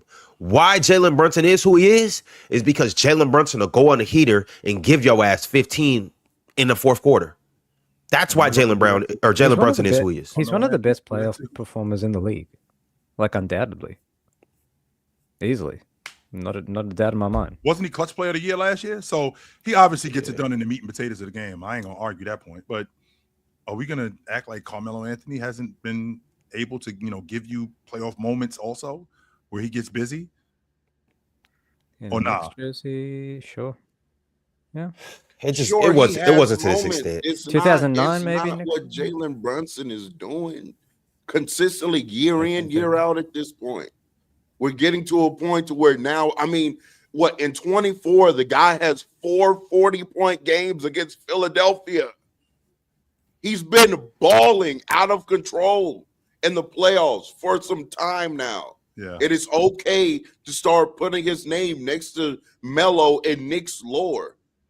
In fact, he might have already passed him. It's been to multiple conference finals, something Carmelo did not do. Mind you, he had really good teams as well. Like, it's not a knock to Melo. It's just considered the Knicks GOAT. I thought he's a bit further down the list. Carmelo Anthony? Yeah, I mean Ewing, Willis Reed, Walt Frazier, Bernard King. Melo's like 5th at best. Yeah, it depends how you feel about Bernard. I can get with that. I think Brunson's already passed him, by the way. I could get with that. Yeah, Yeah, I didn't know Melo was the standard of the Knicks. I didn't know. He's No, he not, isn't. Morris, because last He week when you were gone, Morris, we had the same conversation, and we also all agreed that it wasn't Melo who's the Knicks GOAT anyway. But still, he's still not better than Melo. But that's not the point. Like we already agreed it wasn't Melo. That was the Knicks GOAT anyway. Yeah. well, I was going to. I mean, that's like the most recent Right. Knicks GOAT or whatever. That Like Jalen Brunson to me ain't better than Walt Frazier. But if we're talking about No, he's not better than Walt Frazier. He's if not we're- a better basketball player than Walt Frazier. I don't think so. And Yeah, but if we're talking about what he's done with this Knick group and getting them deep into the place, what's this, the second or the third time they've been to the East Finals? Because I know they went I last think year. it's the third, isn't it? Yep, third. They Yeah. lost. They lost to Indiana last year. They're in it this year, right? They lost to Indiana. No, it's his third time in the conference finals. This is the Knicks' second. Okay, that's what I was thinking. Okay, yes. Because Okay, don't yeah. forget, don't forget 22. Dallas. Yeah, and Do Dallas. not forget about that. That was quite the carry job, Jalen Brunson. I'm saying, like, Jalen Brunson been doing this for a long time. I'm looking at his playoff averages over just a course of a playoff run. In 22, and this is with Dallas. This is when Luka went down. Against Donovan Mitchell too, by the way. Yeah, In 22, in 18 games, he averaged 21.6. In 23, this is his first year with the Knicks. In 11 games, he averaged 27.8. 24, second year with the Knicks. In 13 games, he averaged 32 points, which is crazy. 32 points in the playoffs. 25, the next year, in 18 games, just last year, in 18 games, he averaged 29.4 points. So damn near 30. And then this year, he's averaging 28 points. Yep. In 11 games. I think he's gotten. I think it goes without saying how good Jalen Brunson has been. He's clearly their guy. He has some cold moments. I think last night was just a testament to how good he can be when you allow the Knicks to get back in the game. Like if you can keep them at bay and make him take tough shots, because he's one of those kind of guys who can go ice cold. We've seen that from him. But if you allow them to get back in the game, we've seen how good he can be specifically when they get going again. And he's the catalyst to that. I mean, I think he had 18 in the fourth last night. Up until that point, I thought that the Cavs were, I think they had him handled, for lack of a better term, Ron. I think they had him handled up until that point. And then he just went off. Yo, into this $2 super chat down here. So JOOK asked, is Brunson better than Dame and Kyrie? I'm gonna keep Kyrie out of this. No, keep it. No, put Kyrie Irving in this. But Dame. No, Ron, keep Kyrie Irving in this because Kyrie Irving is such folklore. Like people talk about Kyrie Irving. Let's talk about this. Let's talk about Jalen Brunson in the situation that he's in right now, like where he's the guy. Let's talk about him and what he's done while he's been in this situation as the guy. Like we can count on him as opposed to Kyrie Irving when he's the guy. What have we seen from Kyrie Irving when he is the guy? I can tell you what we haven't seen. We haven't seen Jalen Brunson type performances consistently. We have not seen that in the playoffs. How long was Kyrie Irving? Talking about leading a team, Chill? How long was Kyrie Irving the guy, Chill? 9 games in 2019. He was the guy. He got hurt. He was the guy for 9 games in 2019. Okay. Okay, so again, We didn't get to. That's see all it. we have. That's all we have. That's all we the have. problem. We didn't get to see it. That's a you But problem. but, So why, but we so why is he in this did conversation see then? we did see 2018. Oh, Ron tried to leave him out of it. You're the one who put him back in the conversation. Ron tried to leave him out of it. True. So you're asking why he's in the conversation. Ask yourself. You put him there. Because he was in the super chat. That's why. Yeah, and Ron tried to keep him out the conversation. You put him back in, and then saying, why is he in the conversation? Why is he in this conversation? You tell me. Because it's in the super chat. That's why. Because it's in the super chat. That's why. Yeah, So, that's true. if he shouldn't be in this conversation, Jay, Kyrie Irving should not be in this conversation. Because he's not on that level with Dame, because we didn't see it enough. He ain't on that level with Dame and Jalen Brunson. That's why. I don't think it's so. I don't think Kyrie's so far removed from Jalen Brunson. I don't. I do think he's better. He's bigger, more athletic, more capable defensively. Offensively, for the most part, he could do everything Jalen Brunson can do. Chill is right though. We never seen Kyrie just in a number one role, and we never seen him produce like this. Playoff after playoff after playoff after playoff. Ron, However, I think that like Kyrie is living vicariously through. I think if Kyrie has his career where he's like the number one on a really good suited team around him, I think it looks a lot like Jalen Brunson. I do think he could do this in his peak and in his prime, if he's healthy. Of course, that was always a question mark with Kyrie Irving, but like, I mean, we're not finna sit here, chill, and act like we haven't seen Kyrie when healthy, ball out of control. We've seen him get busy. Do you guys think that Brunson's? Do you guys think that Brunson's ever reached the 2016 Finals Kyrie level? No.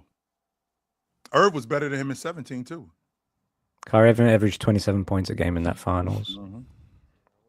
I don't know. To score 40 in 4 straight games in the playoffs.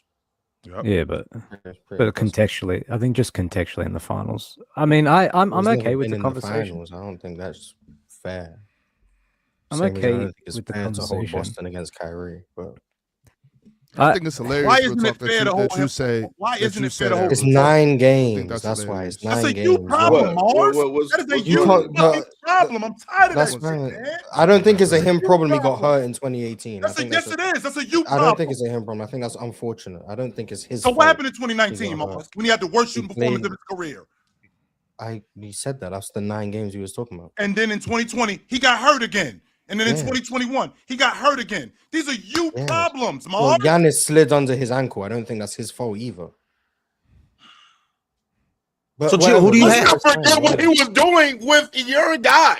Your guy doesn't win that championship in 2016 if Kyrie Irving doesn't go out there and have quite literally the best shot-making game I've ever seen in a finals game. In 2016 in that game 5, and then double back with another 30-point performance in 2016 in the game 6 as well. And then hits the biggest shot, one of the biggest shots in NBA history in game 7. I also hate how we forget that 2018 regular season for Kyrie Irving. Kyrie injuries really have shaped this man's narrative. Was a top in 2018, he was one of the top MVP candidates, and Boston started off that season winning like 16, 17 games in a row. Interesting. With Kyrie Irving as the number 1. And then but then he gets hurt. Gets grace for getting hurt. Shout out to Kyrie. Shout out to Kyrie for getting grace. No, it's not. What are you getting at, Ox? He's getting at Kawhi Leonard, but I don't think it's grace. It's just saying that it's not. Kawhi. No, before at that he's had some unfortunate. I'm not about to say a player's worse than someone else because they didn't do something because they were hurt. Cool, yeah, he was hurt, so we didn't get to see what you see from Brunson. I'm not saying he would have done it or he wouldn't have done it. I'm not about to project what would have happened in Boston if Kyrie was healthy, because we can't do that. We can't assume he'd play bad. We can't assume he'd play great. At the end of the day, we don't know.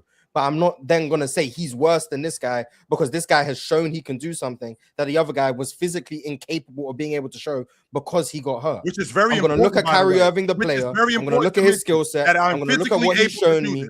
That's the most important. Yeah, if you get hurt because someone slides under your leg, I'm not going to be like, he's injured. So then what happened in 22, Mars, when they got swept out the playoffs? What happened there? He played bad.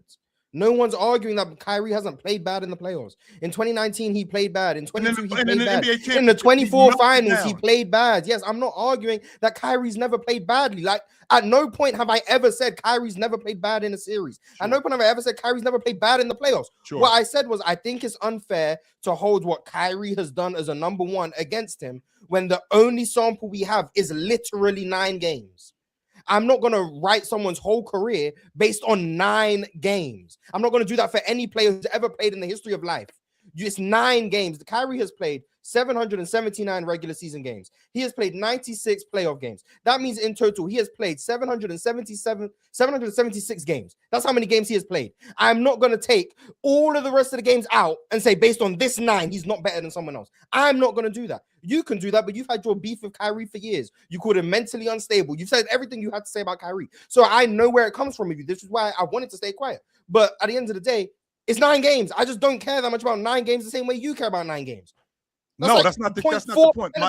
And that's not the point that I'm making, Miles. The point that I'm making is that we want to put Kyrie Irving in conversations. I know that I did just now, like you just said. I'm the one who added it. I'm the one who added him to this. But we want to put Kyrie Irving in conversations that he doesn't belong in. He doesn't belong in these conversations. Why doesn't he belong in the conversation? Because to Mars's point, he hasn't done it long enough. Even if it was because he wasn't physically able to do it. But it's also because he didn't get the opportunity to. Even if he is talented enough, real talk, even if he is good enough ball handler, even if he is a good enough offensive player, we've still seen him in those spaces falter.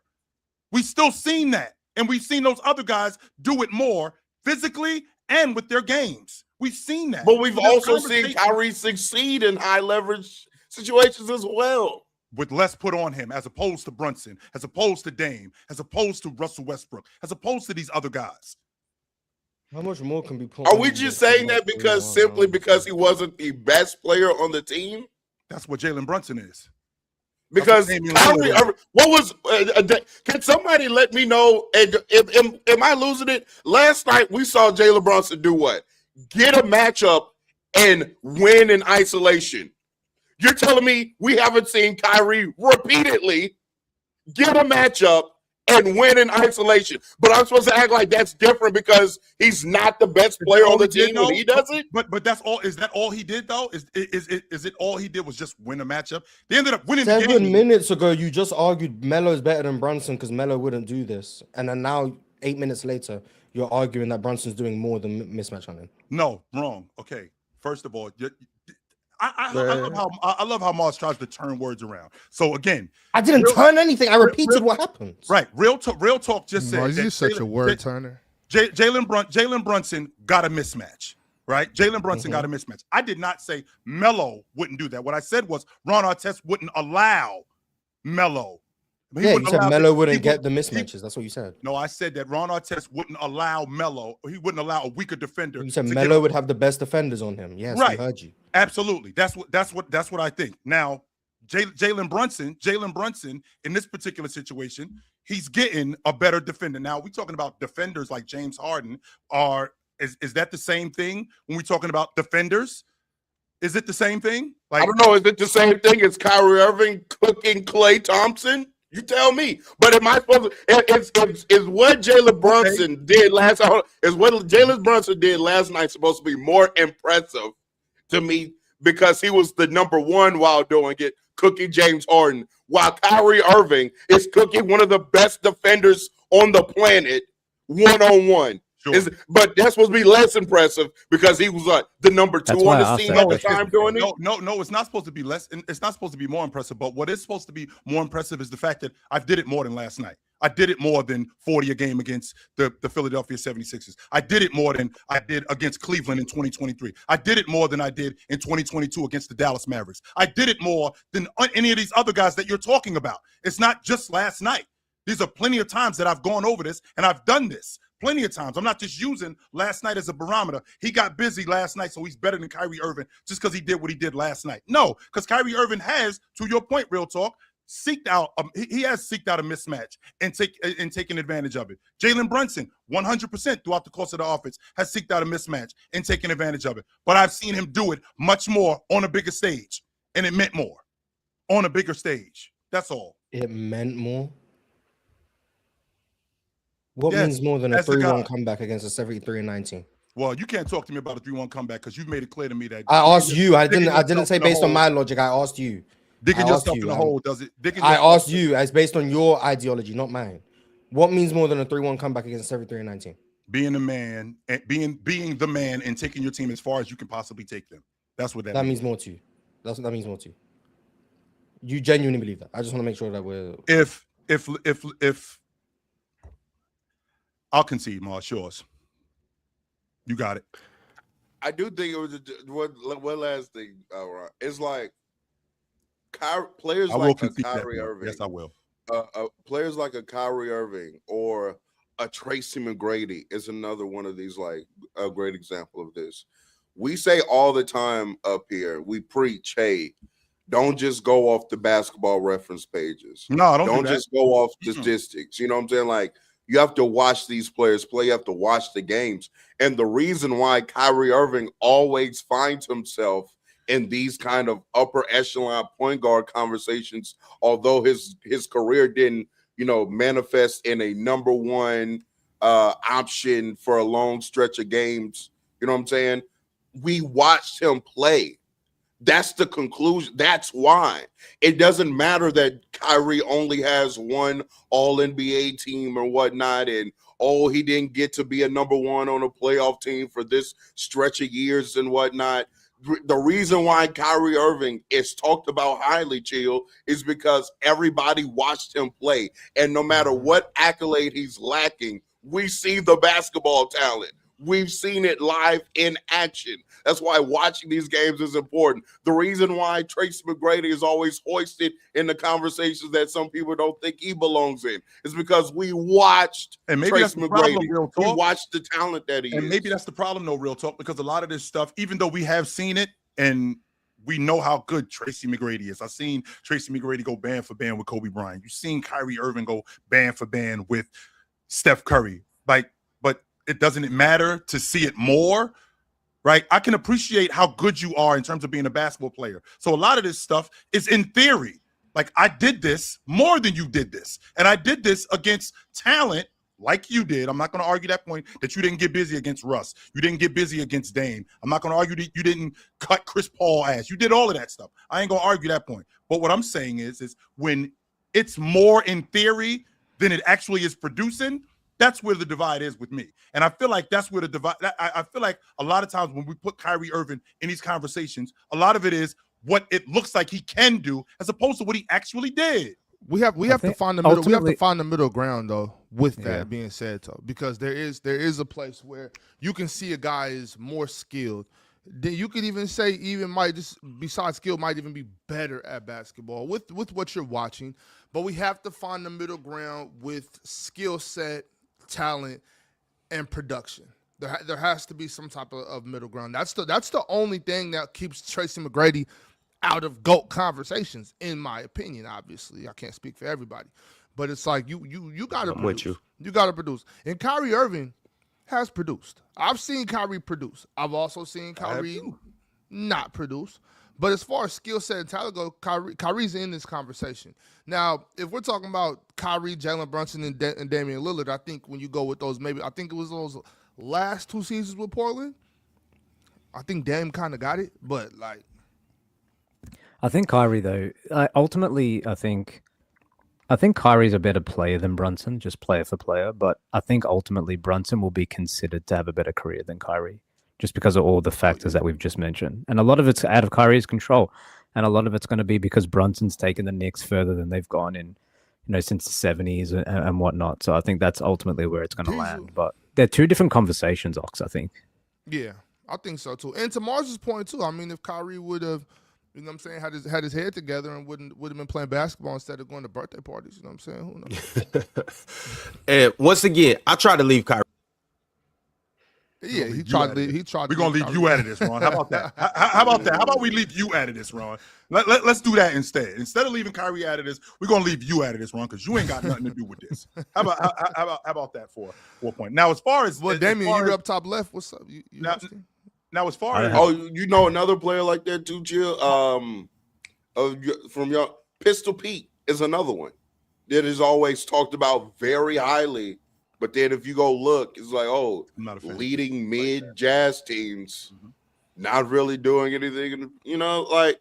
But you watch the people at the time watch Pistol Pete play, and was like, "There's no way I can't come to a conclusion. This is one of the best point guards I've ever seen, even on mid teams." Man. I think Kyrie might be the most skilled player ever. Like I think so. I have a difficult time with that skill thing. I do. I do too. I do too to a certain extent. Him and Kobe, I think. So that's the reason with Kyrie, where I have less an issue with Kyrie and more of an issue with other guys, is because Kyrie is setting up defenders with the extras. You know what I'm saying? It's like you already know how I feel about like dribbling the basketball. I don't need you to be a tween, step back, spin this and that. I just need you to get to a spot and don't lose the ball. Don't let them take the ball from you. It doesn't have to be super fancy. But I think what Kyrie does he's actually setting up angles and moving, shifting the defender's hips to be able to get to these other spots. I don't know if Kyrie's the most talented or skilled player I've ever seen. I think Kobe Bryant would be in that conversation. Kobe or Kyrie, or one or two. I think Kobe Bryant. I think Kevin Durant. I think those. Yes, absolutely, absolutely, yes, absolutely. Definitely. Curry, sure. Steve Nash. I think these type of players. Michael Jordan. Hello. Chris Paul, of course, Michael Jordan. Yes, hell yeah. I just think we didn't need to say Mike. There's a bunch of guys. Players. There's so many, and that's because it's the NBA we're talking about. You know what I'm saying? There's just so many different guys that come through. There's guys that we're not even going to bring up, like Andre Miller, but. You know what I'm saying? There's super skilled guys we've seen. What's up? Shout out Andre Miller. Shout out Andre Miller, man. I'm sorry. Go ahead. Keep going. What's so funny? What's so funny about that? Well, Ox is the epitome of a chick. Ox mid.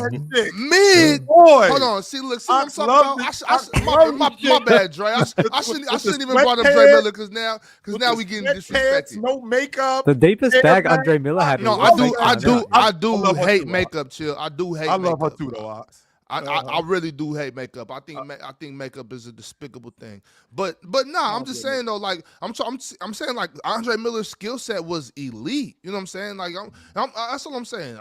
I'm not saying he's the most skilled player ever. I'm just saying we're not even bringing up those type of guys. Dre Miller was super skilled. But anyways, like I was saying, I think I'll reserve that spot for like a Kobe Bryant or. But I think the Kyrie.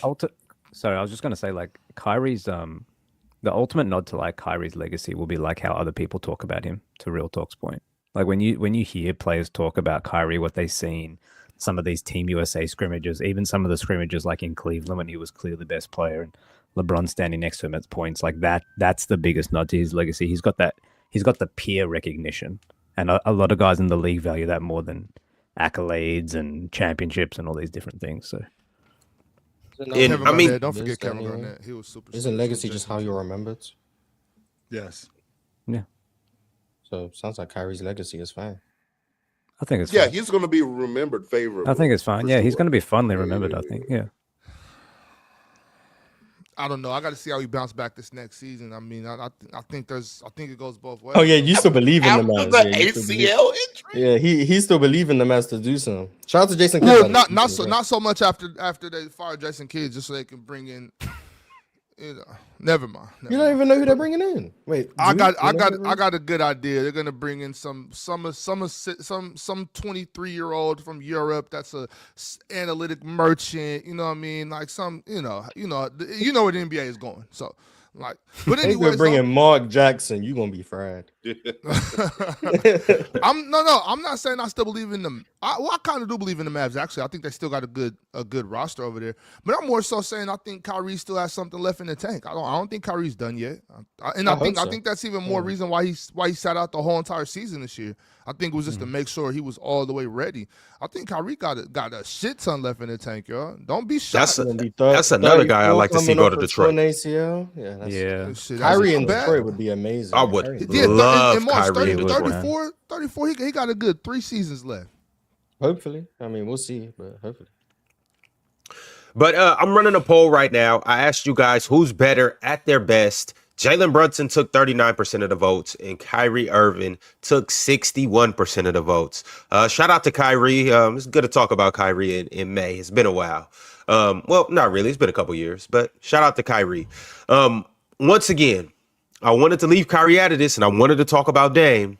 And I just want to say I got Brunson over that Dame character. But shout out to all three of them. That Dame character?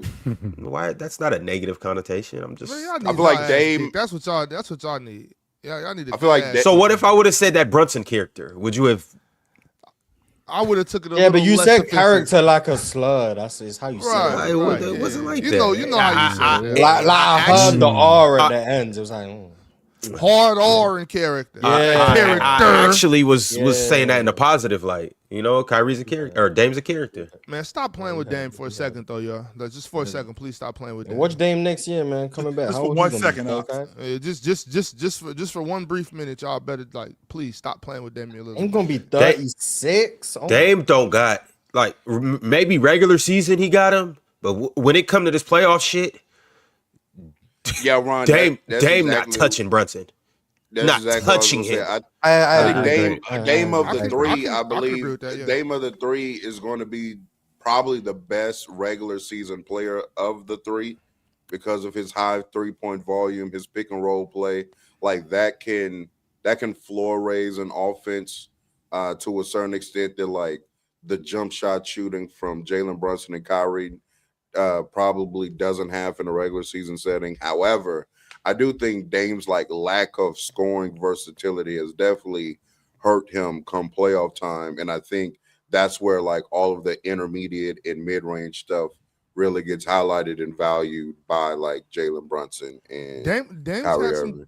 Dame's had some cool playoff runs too, though. He's had some lackluster. The Nugget series is all time. Right. Mm-hmm. He's had some lackluster moments. I believe that, but so has everybody that's been to the playoffs. But I don't think Dame has been necessarily bad in the playoffs. I think he's had some, like I said, some huge moments too. Huge moments. And one thing I will highlight too, and I've been consistent when I say this about Dame, based on how I feel. Dame has had the worst teams out of both of these guys. Dame's never played on a team as good as Jalen Brunson's right now, and Kyrie's played on 4 teams that are better than Damian Lillard's best team. So that is another thing too. Played on, Ron, in your estimation? The Bucks in 24. Well, the Bucks. Yeah, the Bucks. That's what who Dame? Oh, okay. Yeah, the best team he's been on is the best team he's been on is the Bucks. Well, I mean that team actually was good, but you know what happened, when it happened, how it happened. So I honestly didn't even think about that because either Giannis got injured or he got injured. You so just think of Dame in Portland. It's fine. Yeah. But the Bucks team was good. The Bucks team was good, but you know.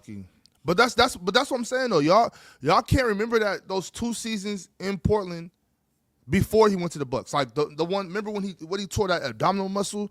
20 was it 20? So 22 and 23. Well, he had 21 was amazing. 22 he was and then 23 he spun back. Right. Yeah. And so then 21 he went and to 23. Milwaukee. Those were crazy. See, I don't think Jalen Brunson or Kyrie have seasons. I think Dame was a top 10 player in 23. I remember because when the Bucks got him, I was like, the Bucks got a top 10 player in the league.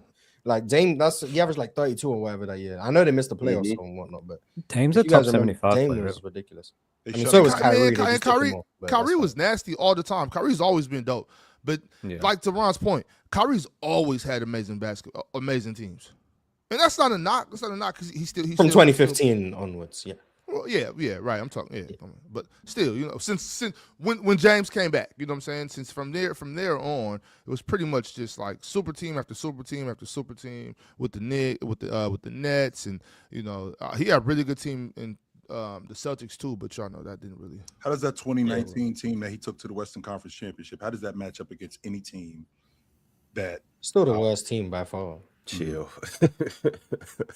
I mean, they got swept by the Warriors. Let's be clear about that. I mean, that's another point. Chill. Dame was doing it in the West. Yeah, he was. They got swept in the West Finals, so it's not. They never really had a shot of doing anything in the playoffs, to be honest. They were never going to win. No. If Nurkic doesn't break his leg, even his best years in Portland, I think they have a really good run. But like I said, Nurkic broke his leg. I think they had a good shot. The best chance they probably would have had was before LaMarcus went to San Antonio. That's probably the best chance they had. And I'm not saying San Antonio, LaMarcus was the difference between them winning and losing. I'm not saying that.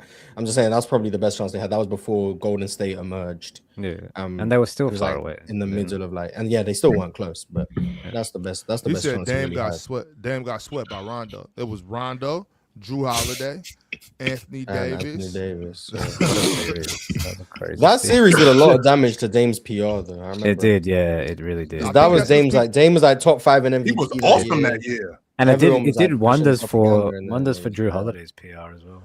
Well, I think people. I don't think people maybe realized how good that Pelicans team was, but they were really Kept good. running into the Warriors. That's the problem. I think that was Davis's first. That was a series lot win. of teams in the West problem.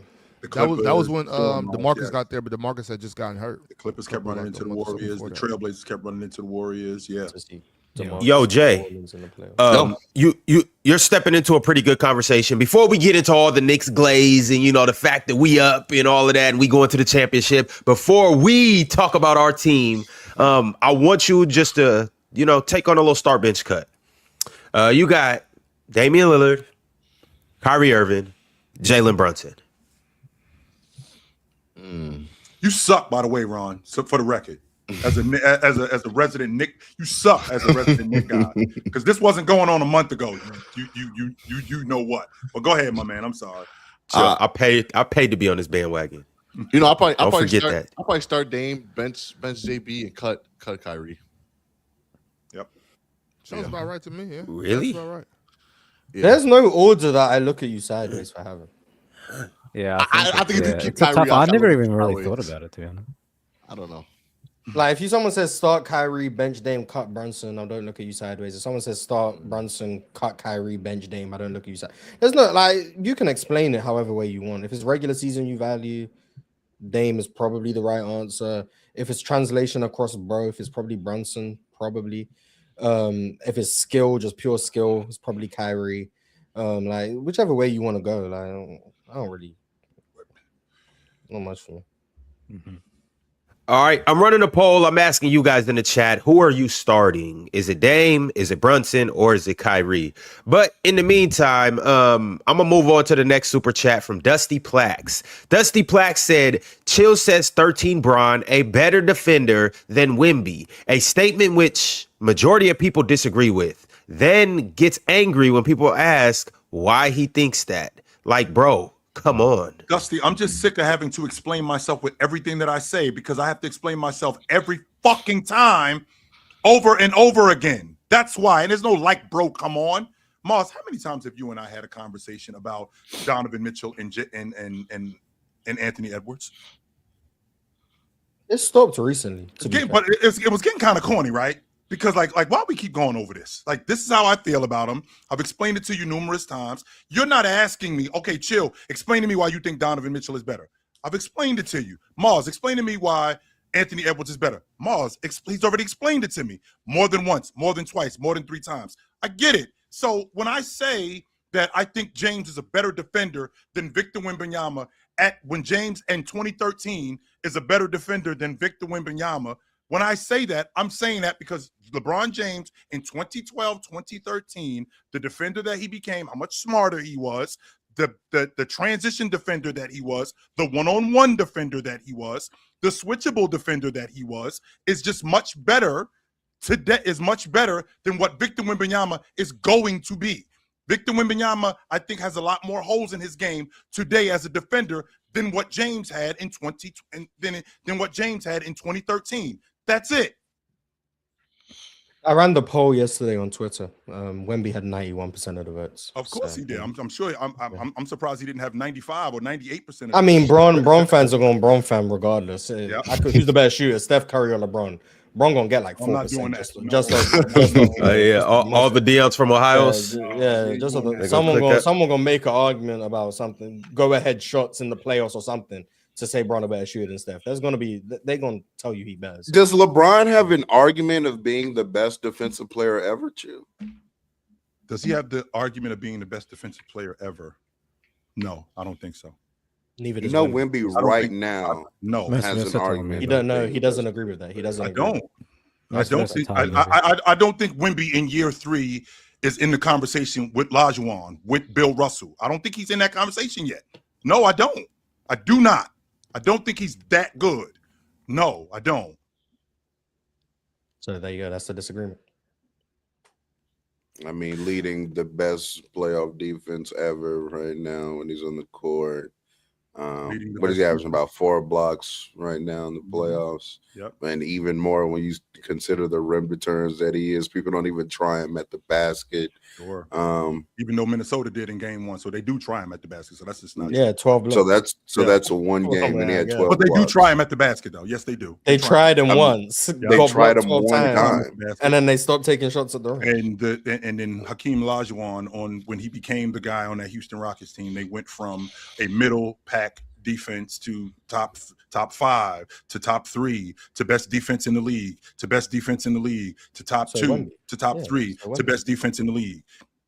Yeah. So Victor Wembanyama. No, not Victor Wembanyama. What do you mean no? No, because Wemby had the Spurs as like a top 5 defense when he was on the court as a rookie. Okay. And that was one of the worst teams in the league. So yes, like Victor Wembanyama.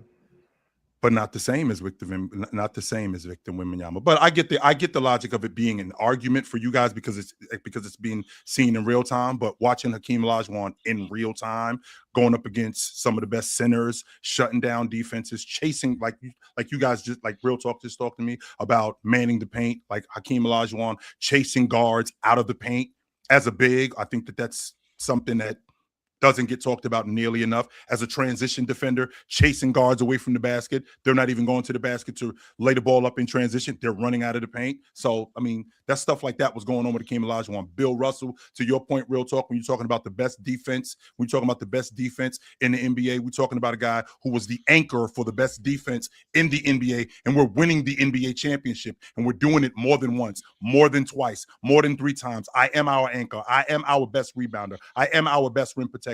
I am covering up for the major holes that we have. In fact, I heard John Havlicek talk about when Bill Russell came into the huddle and said after he threw the ball off the stanchion, somebody's got to get me off the hook. And Havlicek was like, hell yeah, I got you, brother. No question. How many times have you bailed me out? Because this is what he does with this group. And we're talking about defensive rating, they were at the bottom of the league. Defensive rating, they were at the bottom of the league. When Bill Russell gets there, we're number 1. We're number 1. We're number 1. They were the worst out of 8, and then they were the best 2. out of 8. I think that's interesting too that you bring that up. I think it's interesting you bring that up too. Real Talk. We talk about the best out of 8 because guess what happens to Victor Wembanyama in that era? Victor Wembanyama in that era, instead of having.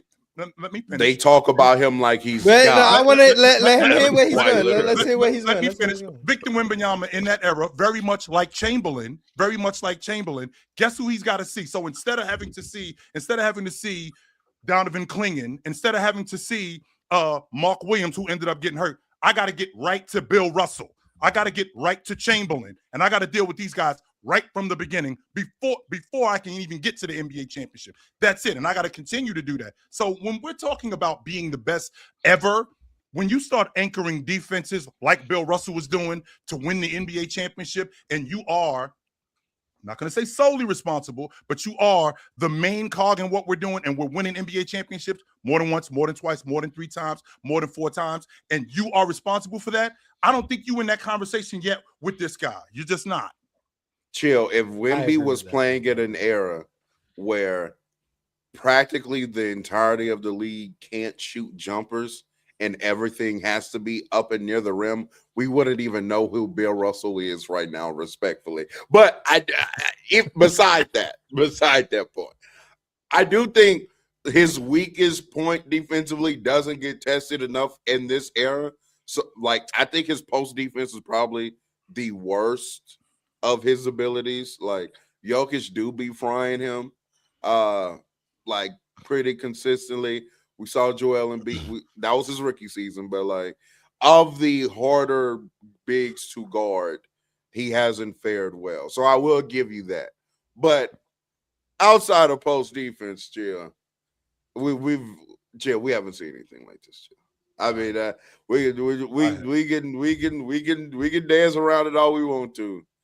I've never seen a player just take away the basket like this.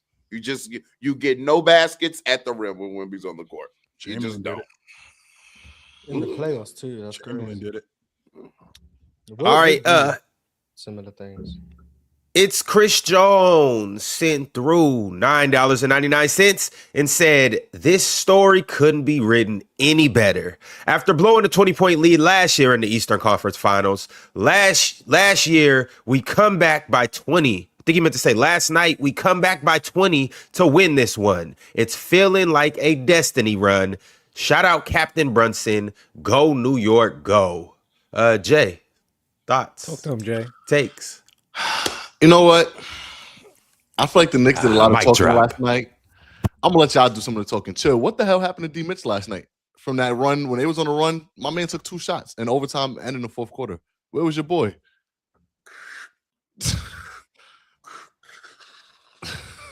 He was gone. That's it right there. The best magician I ever seen. Dame, didn't you cover Cleveland? Yep. So you on that side too, bro. Stay over there. I don't want to hear nothing. you with them by Yeah. association. Actually, yeah. Stay over there. Yeah. Hey man. Ron, I don't even want to look at you. You disgust me. Like you actually disgust me. I picked the Knicks to go to the finals, Jay, by the way.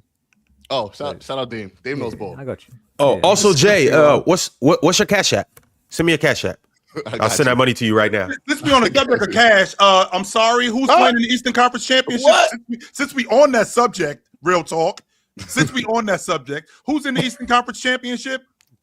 Me and Jay got something going on right now. I will Again, get I'm to gonna you. ask I the will get question, to. I I'm will gonna get say to it you slow. later. Okay. Ron, who is in the Eastern Conference Championship? It's really just The New York Knicks versus. the Cleveland Cavaliers. And what was the bet that we had, sir? You care to refresh my memory? I've been going through a lot these you last. and I had a bet that the Eastern Conference Championship was going to be the Cleveland Cavaliers and the Knicks, and I would get $100 from you if that happened. We bet that. We 100%. When was this bet? Yeah, when was? Yeah. Where was this bet? Yeah. Well, so I still Ron believe, just owe I still everybody. believe Chill. I'm just asking when the bet was. I don't Ron remember this just bet. owe so- everybody up here money because he owed me $100 too. Talk to him, Dame. No, Ox owed me 100. Remember that? Remember it was 2-2. You bet on the Wolves, I bet on the Spurs. This was before the season started, Moss. Oh wow, nice. Yes. You don't remember me and Real Talk did this and then you took the bet? See, see now the same way. Why get this nigga now? He owe me money and y'all don't want to do that. I don't care about you. You owe Just me bypass money. the middleman and give it to What got Chill. going on? Hey, Just bypass Jay, the middleman and give it to Chill. Jay, text me your Cash App. I'll send that money to you like right now on the show. I got you. I don't.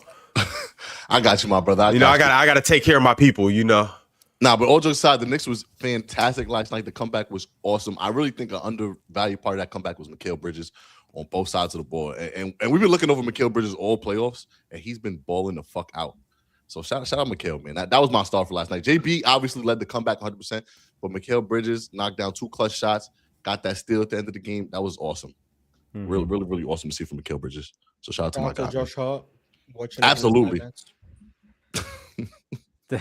Stop disrespecting Josh Hart. We get here, right? I'm not disrespecting Josh Hart. I'm trying to help the Knicks win. Play him less. How many times was he late on rotations and missing rotations? Yeah, he was bad last night as a defender. They just don't have a great offense with him. That's all it is. I think that's more the drawback than his defense. I think the game last night doesn't speak to who Josh Hart was in the last series and the series before that. So Yeah. He's had a good run so far. Yeah. Decent run so far. pretty good, Mars. Don't He's been decent. He's been like 6th best Nick. Who's your prediction? You had the Cavs, Mars? Cavs in 6. How many times we I got just don't want I just don't want Chill to be by himself. So I'm trying to respect. Yeah, Solidarity. That's real. We all knew before the series started how it was going, but Chill wants to pick the Cavs, so Cavs in 6. Mars, you a good friend, man. Word. Nah, I'm a bad person apparently. Yeah, see, I'm a bad person apparently. Well, good friend, bad person. Both could be true. Everyone up here knows how this series is gonna go, except one. So I'm trying to chill with Chill. Solidarity. Okay. All right, y'all. The next super chat is from Rail Wavy. Rail said, please don't let Mitch or Atkinson off the hook. That fourth quarter is just as much their fault as Harden. Mitch sat in the corner doing nothing the whole comeback. Yes. 2 shot attempts is unacceptable. You It's cannot. not on them just as much as James Harden. That's nonsense. It's not on them just as much. Mitch got to come and get the ball, though. He got to come up and get the ball. He held the ball. He gave it to James Harden. But That's unacceptable. yeah, it's James Harden. I don't have a problem with him giving the ball to James Harden. I have a problem with James Harden getting fried every time. That's a problem. And James Harden missing every shot he takes, except one. That's the problem. But I'm not going to blame Donovan Mitchell as much as James Harden. That's ridiculous. I'm with my man Jay, and we in Queens, and these dudes jump us. I don't even get in the fight. What I'm gonna do is I'm gonna stand by and I'm gonna hold my phone up and I'm gonna tape Jay getting jumped. That's crazy. That's what I'm gonna do. I'm just gonna tape him getting jumped. I ain't gonna get in the fight. Nope. And then after the fight, I'm gonna be like, "Damn, Jay, why you ain't do nothing? Damn, Jay, you ain't even try to fight back." He wasn't getting jumped. He was getting beat up one-on-one. He wasn't getting jumped. There's no jumping occurring. So what happens is, if someone's getting beat up one-on-one and you decide to jump in to defend your man, you are now jumping him. That's what's happened. So no, you then become the. That's fine. That's fine. I'm not saying jump whoever you want. I'm not do whatever. But at the end of the day, James Harden was not getting jumped. He was getting obliterated one-on-one. If they were in the ring, he got beat up. There was no jumping occurring. Lumped up. He got beat up. That's you ever got beat up so bad you felt like you got jumped? So all I did was for my all man you Jay. did was record a fight one-on-one. All I did was that happened to me one time for real. Jay, I'm recording my man Jay get the feed. I know for a fact that my man Jay can't fight though. It's not like it's a situation where I'm like, "Yo, Jay, you got it. Yo, you can throw hands with this dude." I know he can't fight, but I'm gonna get the camera out. Get him, Jay. You got him. And that's when more Jay of a get Kenny lumped up- Atkinson problem. Donovan Mitchell not about to start guarding Brunson and locking him up. Like, it's a Kenny Wait, Atkinson. wait, issue. why not? Keeping the switches. Donovan got to He come can't. get that ball and Because he shoot can't. that thing. That's That's what I'm talking. That's what I'm saying, Dean. He But gotta Kenny come get the ball. Kenny Atkinson decided to keep with the switching. That's the problem. And his coaching staff. That's their problem. Donovan Mitchell. In what? Imagine we're watching Kyrie get fried when he's playing with the Mavericks with Luka and them. Kyrie's getting fried one-on-one. And we're like, why ain't Luka stepping? That is so not the same thing. To do what? Not even close to the same thing. No. Donovan Mitchell is not about to start locking up Jalen Brunson either.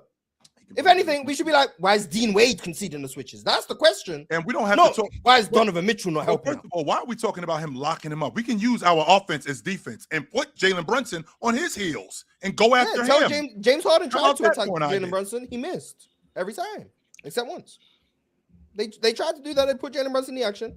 And then the last time they did it, it was the brush screen with Sam Merrill. Sam Merrill got the open three that was halfway down and out. They brought Jalen Brunson in the action. They just didn't score. They did it. We're not going to act like they just did it just because their shots didn't go in. They put Jalen Brunson in the action. And the Knicks are also just better at, apparently they're better, at keeping Jalen Brunson out of it compared to what the Cavs did last night. The Cavs just decided that James It Harden didn't even was- seem like wasn't they a mismatch. tried. They didn't. They were fine letting James Harden get obliterated. They were fine. Mike Brown literally had everybody on the baseline. Move. There's no Get out other the way. way. Like, we watched it happen. They whoever James Harden was guarding, they let that man set the screen, and they let James Harden switch, and then James Harden proceeded to get obliterated. Yo, The Cavs were fine with Did letting y'all that see Mike Brown's? Did y'all see Mike Brown's post game? yeah, he said that. He was like, you know what? Yeah, we were just going after James Harden. Like that. I'm not gonna lie to you guys. I mean, we all saw it. We're like, it's not like he But said he didn't reveal anything. Damian, Watch based that. on that though, and more so based on Kenny Atkinson, what he said in a post-game interview, because this is his second time saying that James Harden has been their best defender or is a good defender. Fire Kenny Atkinson. I genuinely believe Kenny Atkinson thought that they was cool with James Harden and ISO. No. I genuinely think that he thinks that James Harden's a good defender. James Harden hasn't been a bad defender for the Cavs in the playoffs. He said he was their best defender. Been. Now, last night he was terrible in the fourth, but even in the first three quarters he wasn't bad on defense. So I'm not gonna like change the whole game. Like, he had possessions on Cat where he did really well. He had possessions on Brunson in the first three quarters where he did well. So like, I'm not gonna rewrite his playoff run thus far on defense or last night's game. But in the fourth, he got obliterated. And Kenny Atkinson, his coaching staff, watched it happen and decided they were fine with what was happening. Or they weren't fine with it and decided to not change it. Question mark. One or the other. That's their two options. Question And I don't know why, but that's what happens. There's a difference between doing something and knowing that there's something that I need to do and I just won't do it. Does Kenny Atkinson know I got to take James Harden out of this game. He just won't do it. I don't think he thinks he has to take James Harden out of the game. Personally, I don't know him. Maybe he does, but I don't think he knows. No, that. he's not brave. But enough to I take don't him think out, he Chill. thinks that. It's weird because like part of the attraction with trading Harden for Garland was this is what you had to deal with Darius Garland was he'll get mismatch hunted and abused because he can't guard anyone. And then we just watched the Cavs lose a game because James Harden got mismatch hunted and abused and couldn't guard the person who was mismatch hunting him. So it was like ironic. But yeah, I think Kenny Atkinson believes when he said James Harden's been one of their better defenders in the postseason. I think he believes that. See, but that's the problem right there, Mars. And what? Let me hold on, because maybe he's played a little bit of better defense in this regular season or this postseason. I'm used to seeing him play. This is two postseasons in a row where I've jumped the fence on a coach. Okay, last year I jumped this way because y'all know I hate that dude up in Indiana, but after what he did last year, last regular season and last postseason, I was like, hey, I got to show this dude some love. He was coaching circles around everybody, including Mike Brown, Mike Brown, Tom Thibodeau. Tom Thibodeau. I'm sorry, including Tom Thibodeau. Everybody caught it last year. Even Mark Daigneault caught it last year. Just unfortunate Achilles event, right? We could all agree on that, right? Mm-hmm. Then now this year, I'm seeing a dude that I love in Kenny Atkinson over there just looking like a deer in headlights. Like, bro, if he says James Harden is their best defender one more time, I swear to God, bro. One of. That's the same thing, Morris. That's despicable. For those ridiculous. Words to even come out his mouth is despicable. That is You're just ridiculous. lying to us. You're lying to the media. You lying to the fans. You're lying to yourself. And last but not least, you lying to that nappy bearded boy. But what is he supposed to say? Like, he's straight lying we to us. all no, Jay. We all know who he is, bro. I don't care. I don't care if he got a couple stops last series or a couple plays, or I don't care what number analytics you're looking at to convince you that this is a good defender. He's not, and he hasn't been since 2011. Well, to be fair, saying someone's one of your better defenders doesn't mean he's a good defender. You could just have a. Well, that's okay. Well, you know what? He's just Mark. disrespecting the rest of the team, or the rest of the team just needs to get better. Like Max Strus, like I know Keon. I mean, if you asked him to list them out, obviously he wouldn't because he's not about to list out his players. But I'm sure he would probably have Harden at best like fifth. Like he's not gonna have him third. Obviously, Evan's gonna be number one. He'd probably have Jarrett Allen number two, Dean Wade three, and then probably Max Strus four, and then maybe Harden fifth. I would probably say over Keon. Jalen Tyson. Keon doesn't play for a reason. Keon don't care. Like I'm not including guys on the roster who aren't playing. I'm talking about the guys in their playoff rotation. James Harden would probably be fifth or sixth, depends on how he feels about Jalen Tyson. Like he's gonna say he's better than Sam Merrill. He's been better than Donovan Mitchell in defense, and he's better than Sam Merrill. So like he's in the defensive five, which I think is more problematic than anything. But so that's the flip side of what's going on in Oklahoma City, like where SGA is one of their worst defenders, but on the bomb squad by virtue of the fact that he's around a bunch of good defenders. Yeah, he's James Harden is in the Cavs defensive five amongst guys who play in their rotation, not because he's a good defender, but because they only employ about four good ones, and he's the best of the rest. Chill, would you have liked to see Donovan Mitchell try and take that matchup on Brunson in the fourth? I would have liked to have seen him do something in the fourth. Okay. That's what I would like to have seen him do. Whether it's switch on to Jalen Brunson and maybe get a stop and stop the bleeding, get to the basket, get a bucket, get to the free throw line. I would like to have seen him do something. Because I didn't see him some way. He did. He threw it out of bounds. He did something. Yeah. Impact the game in some way, yeah. Even when he threw the ball out of bounds, Miles, I still felt like, I mean, that was early in the run. And I still felt like they still got control of this game. It was a turnover. Okay, no big deal.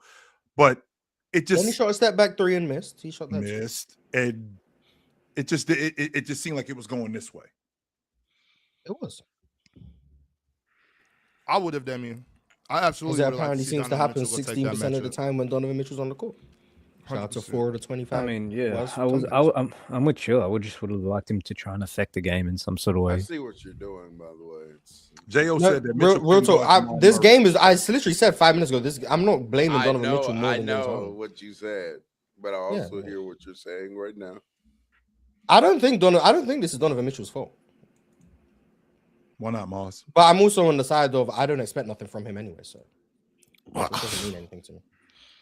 In this particular situation in the Eastern Conference Championship, which he's never. I don't. The not- fact that he was great for the first three quarters actually means at this something. juncture of the playoffs. Let me rephrase the Eastern. I don't.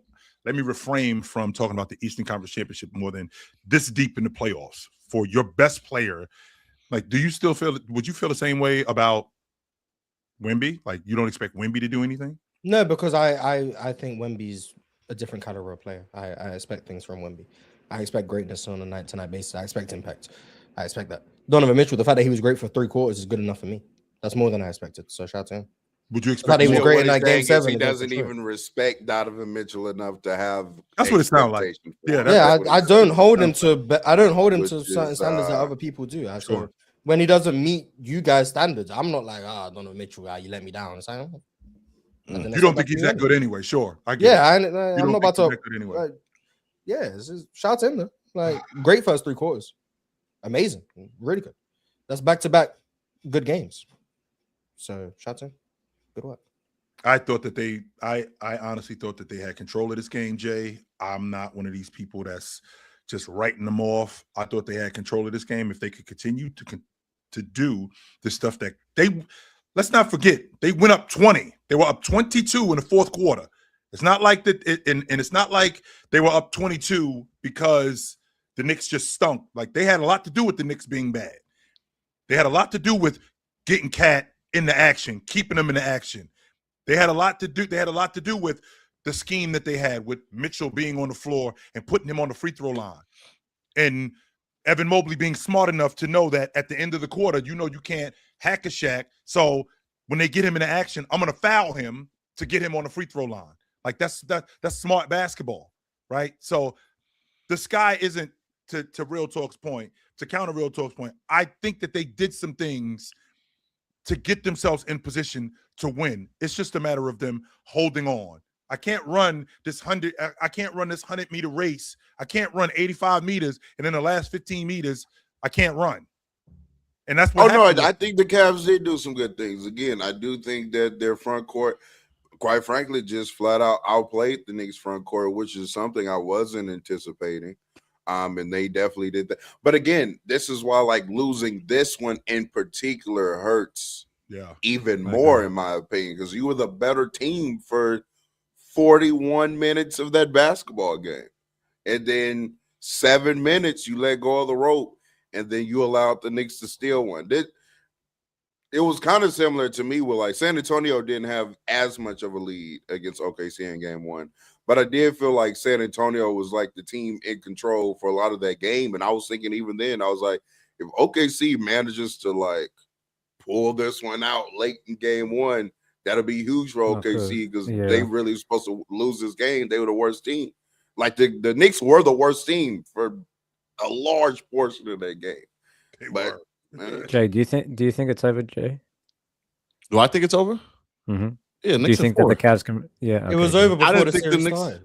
I didn't think the Cavs were going to win one game. I still don't think that. Right? I didn't think they were going to win the game when they were down 20. Right? They did some good things, but you could say that about any team that loses a game. Right? Like they did some positive. You pick out positives of any. What did team. the Hawks do positive in game 6? They played all 48 minutes. They didn't just wave the flag. Fair enough. They still put 5 guys out there. So fair enough. You gotta tip your hat to those guys. But fair enough. It's just nothing. I don't think that the Cavs have anything that'll deter what the Knicks do well, right? Like that's what every matchup is for me. They did last night, though. They did last night for 41 minutes, right? And then when it came down to guard my best player, right? How are you doing that, right? So when it came down to taking Josh Hart out the game, turns out the Cavs can't guard the Knicks. Do you think that some of the Knicks' bad play yesterday was some of their own doing, though? More so than what the Cavs are doing? Yes. Yeah. I do think not more so, but I do think that the Knicks has some bonehead stuff that they did last night. I mean, we talked about it.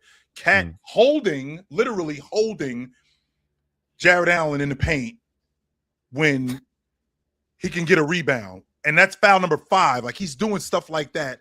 Yeah. That's throwing a monkey wrench in what they're trying to do. Anthony Edwards told us, Cat, you don't foul, we win. When you're on the floor, we win. And he does stuff like this to shoot them, and he does stuff like that to slow down what the Knicks are trying to do. It took a gargantuan effort from Jalen Brunson, and don't get me wrong, it was partially Kenny Atkinson's fault to leave his man out there one-on-one because he did trust him, and I think that was a mistake. It took a gargantuan effort from Jalen Brunson in order for them to win. Guys, he had almost 20 in the fourth. In the last 7 minutes, that's what it took to win this game. The Cavs were clearly in control of this game up until that point. They were clearly in control of this game. This isn't a game where it was nipping and you're like, well, are the Knicks going to come back? Jay, there's no way with 7 minutes and y'all down 20, you was like, yo, we beating these dudes. You didn't think that. You're lying. You didn't think that. You did not. But here's the other thing about the Knicks, why I'm so confident moving forward, is because at this point, I don't know if this is a hot take. I think the Knicks have the best remaining head coach in the playoffs. I think from a schematic standpoint, I think Mike Brown has been very impressive in this playoff run. The adjustments that we was able to make against Atlanta in particular, what he was able to do against Philadelphia. And I just feel like as the series goes on, right, probably either utilizes Josh Hart differently or just goes ahead and limits his minutes. I just feel like he's going to make the proper adjustments that the Knicks need to make in order to, take advantage and win the series. Man. Let's knock out a couple. You go.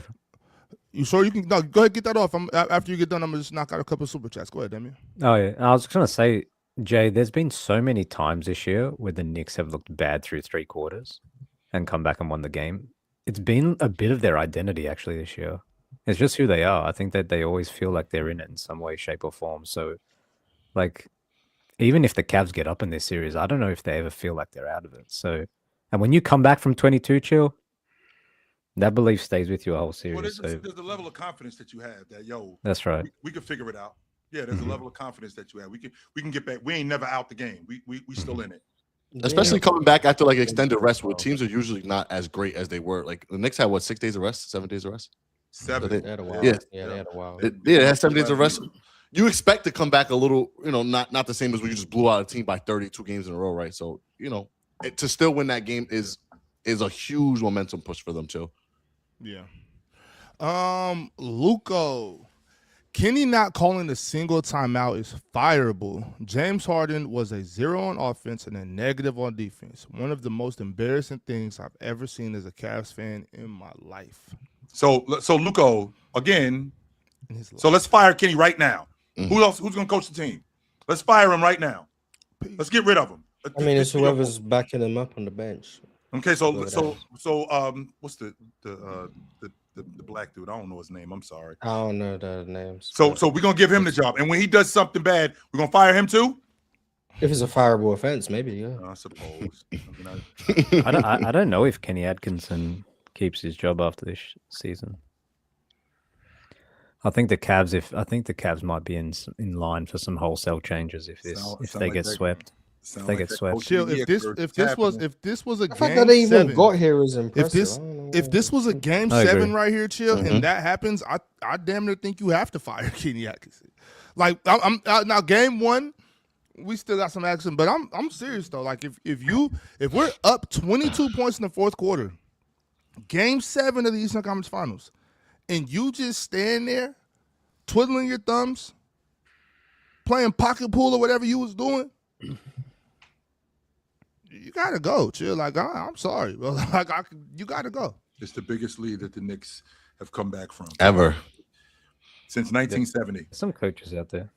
Chill ain't even see that game. That's how long. I was not around when that was going on. No. Let's see. Nope. All right, the next shot we got is from Knicks or from BW50. Said Knicks are 4-3 when down 20 in the last 2 postseasons. Everyone else 4-67 had the best fourth quarter net rating ever in the regular season. It's just what we do, chill. No, it's not. I don't know if that's true or not, but 4-3 is insane. Okay, but Yeah. first That of all, is no, it's not. crazy. So let's remember. You must that have read my mind. Let's remember that the Boston Celtics last season shot 20% in the fourth quarter and under 20% at the long ball line. Both games. It ain't what you do. That's not Okay, some so shit you that really are a hater. Okay. Word. Fuck out of here. Yeah, okay. So the other team You on the can't court. even- I mean, but Yeah. chill, it's like literally what they do. Yeah, that's literally like spoiler alert, in order to come back down 20, the other team needs to miss. It's what we do. Sky What you blue. What you gonna do? Frown at the parade too, chill? Come on. I'm Be coming to serious, man. I hope so. If the Don't Knicks, go No, there, you chill. can't go to the parade Don't go after there, all chill. that hate. if the Knicks Nah. win the NBA championship, I'm going to that. Yes, too I am. famous. All to be that there, hate chill. you got for the Knicks, Yes. you can't be at the parade, chill. You can't be at the parade. Pimp named Slickback. Kenny Atkinson deserves bulk of the blame. He's always been like this in big moments. Harden looks gassed, but I will say OG doesn't look healthy to me. He wasn't moving around well at all. Because he ain't. Yeah. That's why.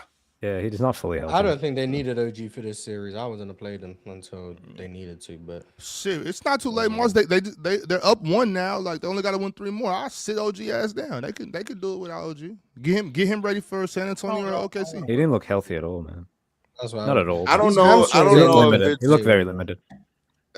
I don't know if it's more so like he's still hurt, or more so if it's just like Ramping up. a mental thing. I think like he's kind of like, hey, maybe I don't want to go to full fledged on this Yeah. hamstring yet. It's like he Yeah. does have a play where he almost dunks on James Mhm. Harden, and you see like, oh, when he wanted to, he could tap into that explosiveness and whatnot. So like, I feel like it's more of a mental thing right now. Yeah. Because doesn't he have like prior hamstring injury history? he Yeah. played through one in the Season before playoffs last, a couple Yeah, years. back, so it's like Mhm. I Yeah, think it's he's mentally it's a mental block for him. Well, even if that's the case too, real talk, then that's even more reason why I'm like, give you a little more time. Just give you a little more time. Mhm. They, like I said, they're up 1-0. I was with Mars on the fact that I don't think they need him at all this series anyway. So I would sit him down. Holy shit. I promise y'all dudes, I'm going to be insufferable. That's all I'm going to say. Okay, I but am how are going you to going to be be if they get impossible. swept? Or insufferable still. You know how I'm going to be if they get swept, Ops? Told you so. No, but- It's James no, but- Harden. yeah, He washed his He's hands of gonna James be Harden. out there like I told you guys about James Harden. That's what you're Yeah, gonna he tell washed his hands us of about James James Harden. Harden. Man. Okay, let's see. The real Xavier Thompson. Best player is whoever plays the best from game 1 through game 82, plus the playoffs. Whoever plays better is better. I don't care about last season. Only a little residual credit carries over. Get that shit out of here. That's respectable. I understand Sure, that. that I makes don't perfect agree, sense, but dude. I don't. Yeah, I understand. Who's he that. referring I don't agree, to? but I do understand. I think he's just speaking in general. Oh, Yeah, I understand that. I just don't. I don't agree with that in all situations, but I think it's fair. I think just kind of like how that goes. I think it's in like if you think that way, then inherently you understand also that this isn't concrete too. You know what I'm saying? It's just like if I say, oh yeah, I'm just saying, yeah, he's better than him today. He was better than him this season, but we don't know what's gonna happen next season though. So, and so that's why like when you talk about who's the better player between this player and this player, a lot of it has to be hindsight. Like I have to wait. You know what I mean? Because if you're in the middle of your career, this person's in the middle of their career, I can go off of what you guys were both doing the last 5 seasons. But let's say like Bron and KD, for instance, I think that might be the closest I can get right now. Them dudes was kind of, to a lot of people, kind of, all right, just hold on. Let me just feel me. Even if you don't agree, just feel me though. I'm following Like you. them dudes was going back and forth with it. You know what I mean? For a while, and so it was like, who's better? Now let's wait till the end of their career and be like, okay, well he was better than him. You know what I mean? And then on top of that, you got to look at this too. Another reason why you can't do that, because you might have a T-Mac Kobe situation where this dude was better than this dude for a few years, and then Kobe. You know what I mean? So it's like I think you gotta look at it that way. I think we can all agree Kobe was better than T-Mac. But if you ask me that in 2001, if you ask me that in 2002, it's Mac sauce. So Mars, you are a Jalen. I wasn't talking to your ass. Mars, you are Jalen Green FC. And I want to make sure that we're clear on this. Mars, you are Jalen Green FC. If Jalen Green in the 26-27 season, when I say got busy, I mean he played up to an all-pro standard, made the all-star team, outplayed SGA every time he went up against him. Does it not matter what SGA did a couple of years ago? Hell no! What the fuck? Hell no! No. He better SGA today, tomorrow, next year. And what? And I'm glad you brought that up, Moss. Man, what? And why is he better? Because of what SGA did. Because of who I'm playing better than you. That's because of what SGA did, because of who SGA is today, and the fact that I bust your ass, you ain't just some other guy. You ain't just some guy that I'm going against. You are the best player in the league. You are the reigning league MVP. You are first team All-Pro last season. You are that multiple times. And I bust your ass. I didn't just bust, I don't know, Brandon Miller ass. I didn't just bust, I don't know, Marvin Bagley's ass. I bust your ass. So chill, what does it mean? So what does it mean though? To be fair. What does it mean then if Jokic comes back next season, for example, and is the best Oh, player, undisputed? brother. No. I'm saying as a hypothetical. Sure. Like, let's say Jokic came back next season, was unequivocally the best player in the league. Does that mean that he was always the best player in the league, or does that mean that there was a period of time in which he wasn't, or a very short period of time in which he wasn't? Like, how does that work then in your eyes? If someone is the best, and then someone else has a better season than them, and then the person that was the best previously then comes back and is the best player in the league? So from a basketball standpoint, there are guys who I think that are just better at basketball, and then there's guys who are playing better. So Joker at one point was the best basketball player in the league. Sure. I don't think that that's going on right now. I think we're in a different space. But if he comes back next season and reclaims that, I think we can have a legit conversation about him being the best basketball player in the world again, because not only what he did this season, but because of what he did in the past. The reason why we're talking about Wemby the way we're talking about Wemby, not just because of the force that he is on defense, not just because of what he does around the rim, it's because of who he does it against. We're not talking about Wemby whooping. We're not talking about Wemby kicking. We're not talking about Wemby kicking Moose ass. No. We're not talking about Wemby kicking Sengun ass. No, we're not talking about Wemby kicking Sabonis ass. No, you know what we're talking about? We're talking about Wemby kicking Joker ass. We're talking about Wemby outplaying SGA. And the reason why we're talking about those guys, because those guys are the standard for not only what they did this season, but what they did previous to this season. And the standard and the consistency. It wasn't so much. My question wasn't so much about the players specifically, but more about the logic behind how we might determine someone as the best player in the world. If Jokic spins back, the narrative will be the majority. I'm not speaking for people up here. I don't know how people will view it, but it will be Jokic just wasn't 100% coming back from the injury. Yep. And Jokic is just back to being the best like he was before he got hurt in December. So this time in between, he was just not Jokic.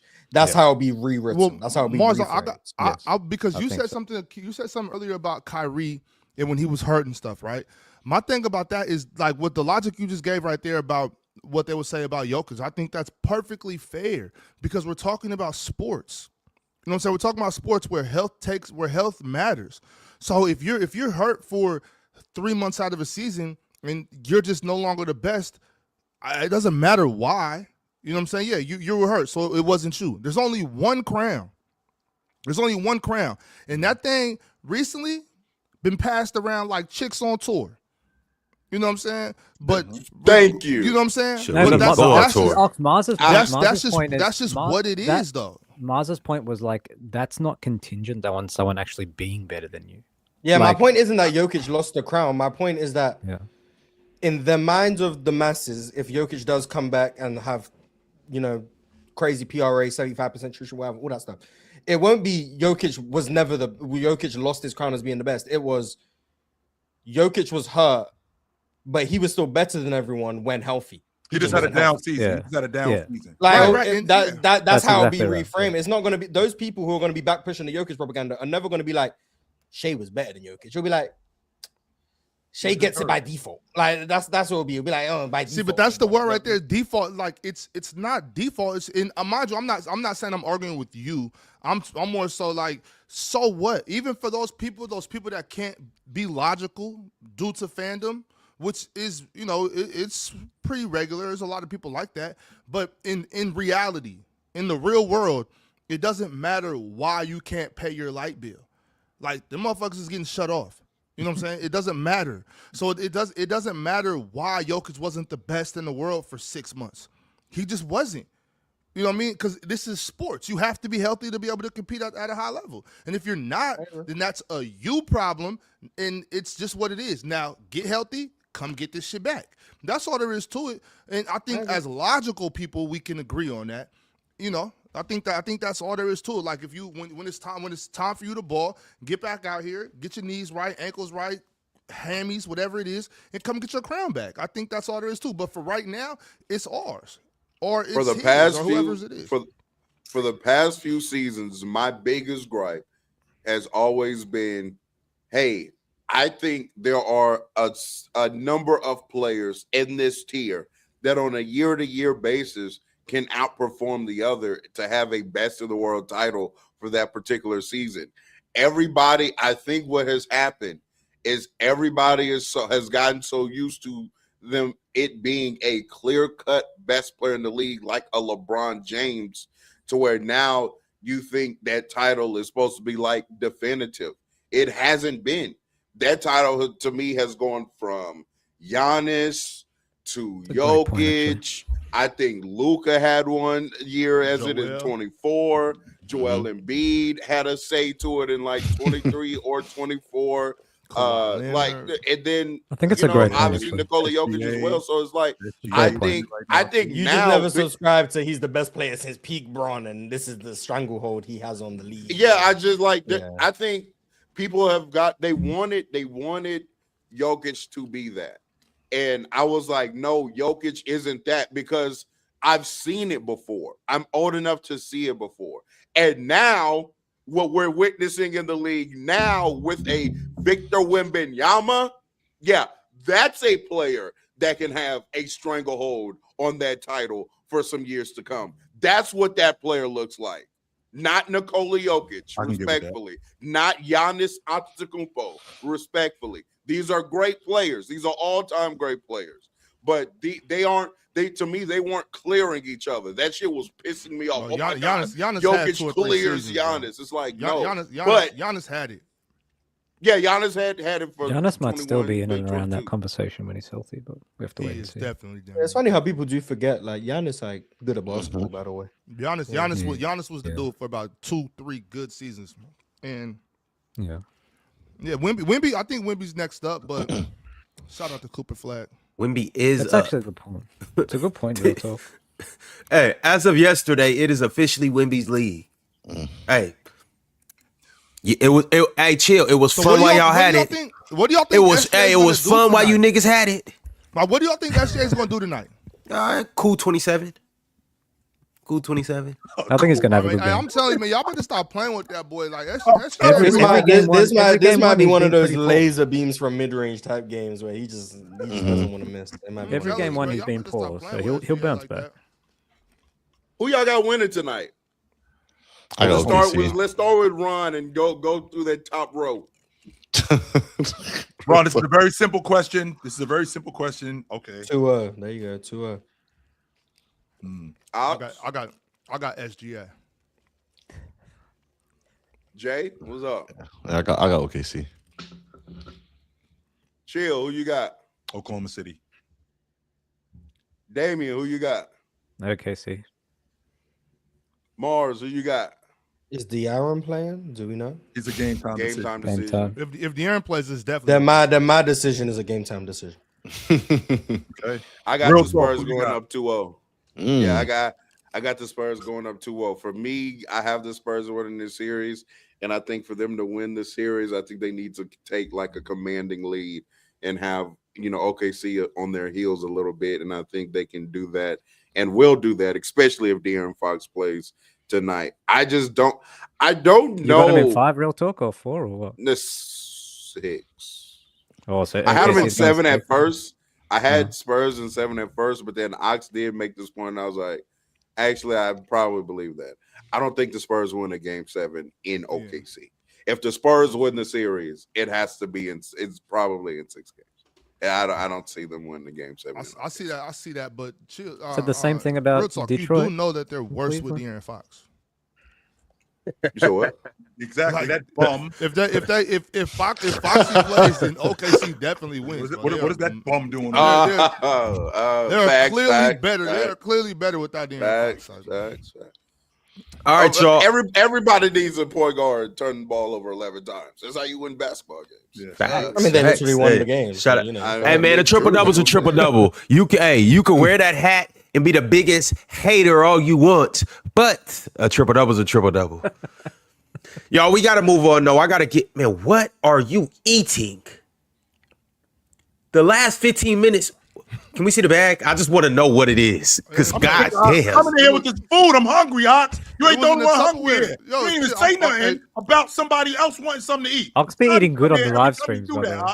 I'm Yeah, hungry. What Ox. is it? Hell, We you want know. something to eat? We gotta see what this Want is. something to eat? We Listen, gotta want see what something this to eat? is. Relax, Come I'm here trying all to the tell time you. with this. Sick of Ox with this.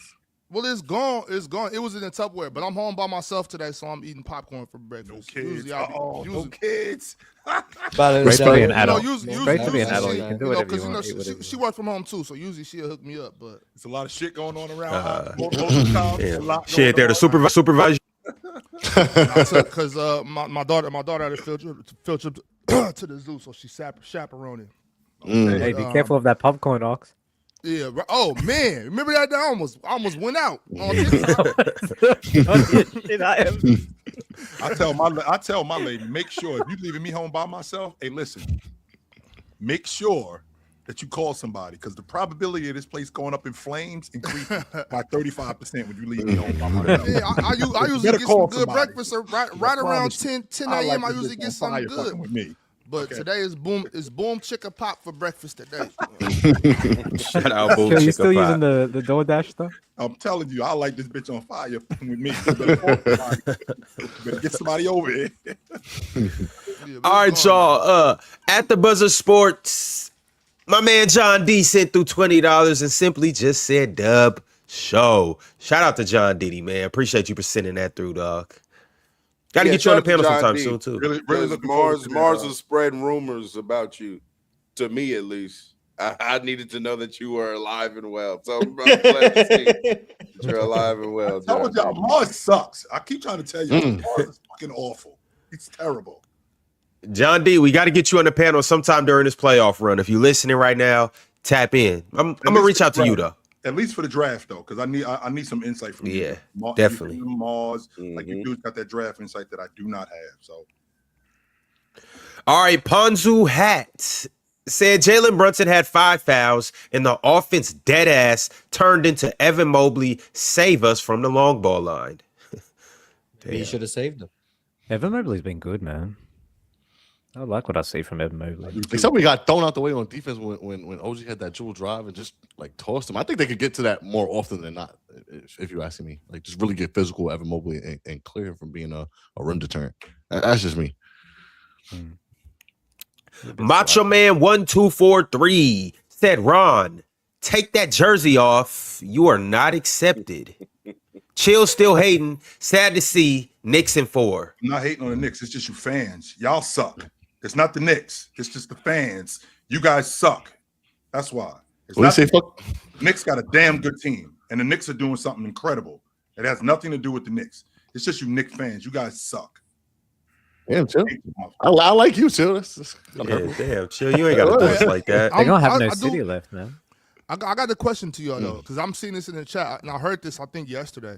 Oh, Penn said it. That's right.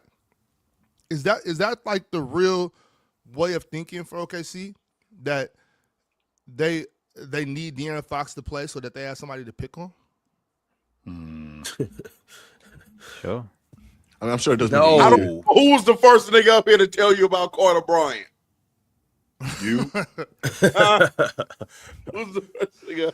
Nah, I'm just saying. Well, no, because Penn said it yesterday, but I'm seeing that in the chat though. I'm seeing that in the chat today. I've seen it. They're not about to be picking on De'Aaron Fox.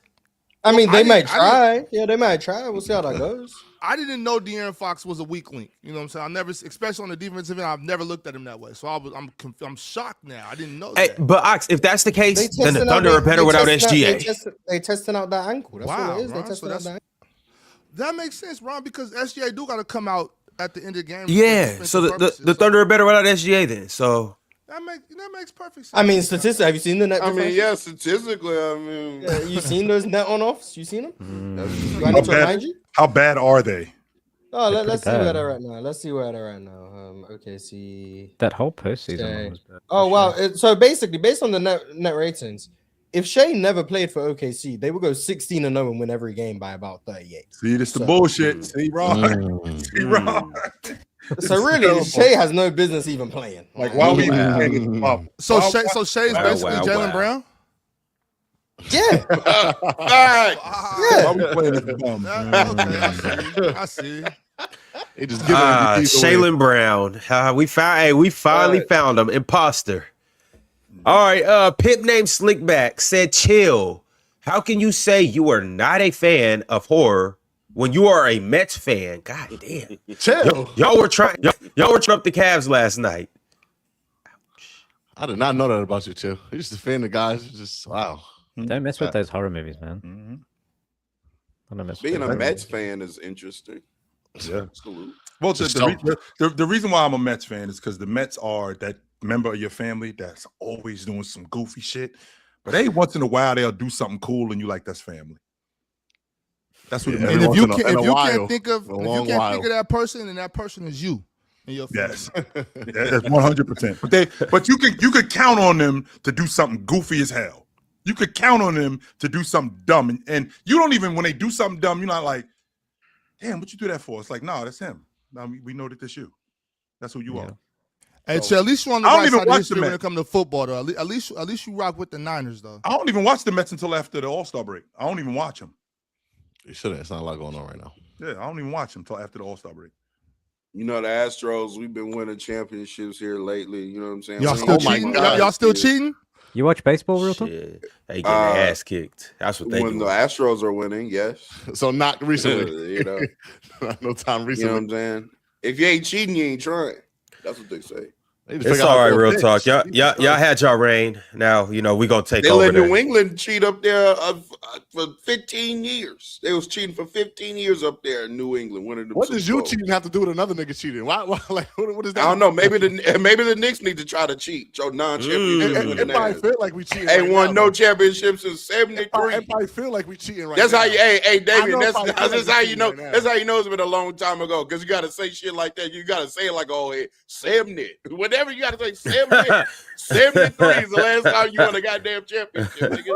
Stop talking to me, Jay. It's hilarious. Stop talking to me. How all the people who got losing teams be talking about the past. Oh, Losing? we was winning. Who's We was winning losing? championships in the past. Oh, the Mets. Who's hey, losing? every once in a while, right? Well, y'all got losing shit going on. Y'all always bring Bro, up who's the past. losing? I'm trying to talking figure out about who today. losing. I'm talking And about for the right and now. for the record, the Mets have won the championship in my lifetime. I was alive when that happened. Yes, I was. Facts. Yankees, I the Yankees won in my 100% was alive. lifetime. What are we talking about? That was that 100. And not only did they win the championship when I was alive, they actually went to the championship again when I was alive. So That's a large sample size, so I would hope that they win. absolutely. So Were you happy for them or the Niners if they won? What? oh, definitely the Mets. Because Oh, yeah? I expected from the I see I'm the only my one that heard 49ers. that. If we don't win it, I seen us winning 4 times. I'm straight. Yeah. I'm straight with the Niners. And the fact that we've been back to the bowl game 3 times, I'm cool. We ain't got to win it again. Now, Y'all as far as- be now- right there. Y'all be now- right now, there. as far as Giant fans and Jet fans, yeah, that's something different. What kind of loser shit is that? Oh, we've been a couple times. We don't got to win again. I already- never heard no shit like that. We already won it though in my lifetime. What the more fuck than did once, that more mean? than Win twice, again? more than once, more than twice, more than 3 times. We've done that. We've done that. Meanwhile, the Jets, no. Let The SGA come Giants. out tonight and say, "Oh, we already won last year." We don't Well, gotta go the back. Giants do Fuck got that. What one. are we talking about? Against the GOAT, two. You know. Against the GOAT, man. Come on. You know, We're talking about the the Giants do have like a guy that, you know. Come on, Is that man. Eli Manning? But Yeah. what'd you say, Damien? Is that Eli Manning? Say the name one more time. Eli Manning. Eli? It's so Yeah, I got a awful. little knowledge. It's so awful. But all right, y'all. The next super chat is from Tupac Westside. Matt Tupac Schaub said, with "Morning, 2 fellas. Super Bowl rings. Hell of a choke job by Cleveland. Wasn't even that interested in the series to begin with, and now I have another reason. Can't wait for game 2 in the West. Also, J Kidd got fired. Thoughts?" Orlando. He didn't get fired. They mutually parted ways. Chill. Ox, Yeah, that's well, not a bad idea. I'm Orlando's curious the way to to go see for where Dallas go, if they're like development or they're trying to compete or whatever the case may be. Because they got what, the 9th pick, I think? 9, 10? Like, Something like that. I think their next coach will just probably tell you what direction they're going in. Who Like do you if guys they think should coach them? for whatever reason, if they bring in like who just left who was it who was coaching the Pelicans, like a Willie Green or whatever. If they bring in like someone like that, it's like okay. But if they bring in like someone who's never had a coaching job before, maybe they're trying to develop, not trying to compete right away. Probably expect Kyrie to get traded or something. Just we'll see. That's good. Do you guys have any initial All right, like, free coop, man. Free preferences on coaches for them? There's a few around, like Van Gundy, Sam Cassell, Vogel, Tibbs, James Borrego. Do y'all know if Sweeney from San is Sam Cassell out here trying to get head coaching jobs, or is he just kind of? I don't know. I don't know. Might He be was, in he was trying to get one recently. I forget who it was. Was he? Okay. Mike Malone would be nice. Yes. But he's at I don't think Mike. Malone's He got already- hired, he's though. Mike already- Malone- Oh yeah, yeah, Mike Malone is in. Yeah. Tyler He should have Jenkins never as well been from- fired, in my opinion, from Denver. I don't Doc know. Rivers. There's Taylor Ro- Jenkins apparently is in Rajon Milwaukee Rondo wants now. to coach. Doc Rivers is 100%. Rondo does want to call. Doc Rivers is retired. Doc Rivers retired. Yeah, Doc. Rondo wants to And coach. don't nobody else need to hire Doc. A win He for the game of got basketball. Every opportunity. Yeah, crazy. Doc Rivers is retired. He gonna make his way into the Hall of Fame peacefully. Like he cool now. He chilling. Maybe Terry Stout gets back in the Terry head coaching Stotts? role. I was He thinking is about interested in it. that. Yeah, I was He is thinking interested in about that it. I was thinking Trailblazer about job too, by the way. Rondo coming back and coaching would be crazy after the stint he had there as a player. Yeah. All right, definitely not Leroy. Said, "I remember telling Damien on X that the tune on Jalen Brunson changed when they lost 2 games to Atlanta. It was Brunson has regressed. I personally think NBA fans are fickus." Fickle. Yeah. Fickle. Oh, yeah. oops. It was a conversation. It Especially was a Knicks conversation. fans. Because I can promise you, Yo, chill. I can promise you. What's the word, brother? Let the Cavs beat these dudes. Fire Mike Brown. Get Mike Oh Brown my up God! out of here. You know what they're gonna do to I Jalen Brunson? promise you, if they lose to these dudes, it's going to be fire Mike Brown. Fast. Yes. If an inferior team beats us, chill, we will be Trade upset. Cat, Yes. fire Correct. Mike Brown. No, Watch we what will not happens. be that extreme. I No. promise They will be burning. You know the little what do you call those? The cardboard cutouts of Jalen Brunson. They will be burning them in the middle of the street. They We did it didn't with do Julius that Randle. last year. We didn't do that last year when we lost. Yeah, to that's them. because Julius Randle was actively sabotaging the team when he was playing. Nobody did that last year when we lost. They'll to be them. In they'll what be universe do we burning do that Mikal now? Bridges jerseys. What? Nobody did that They're gonna be last bringing year. He down does the get a lot total of and flack. everything. Mikal Wait, gets the real flack talk. 'cause of Stay the right there, draft real Not- talk. not Please New stay York. right It'll be there. Mikal Are you Bridges. dudes really sitting up here telling me that it wasn't fire Tibbs' chance last year, even though they was in the East Finals? That's not Jalen Brunson. You said Jalen Brunson. You're talking about the guy, the captain of New York. You're not talking about Tibbs. That's how he got fired, man. Will y'all be burning Mikal Bridges cardboard cutouts if y'all lose this Not me. Mikal Bridges played tremendously in this playoffs. I didn't know Mikal Bridges had cardboard cups.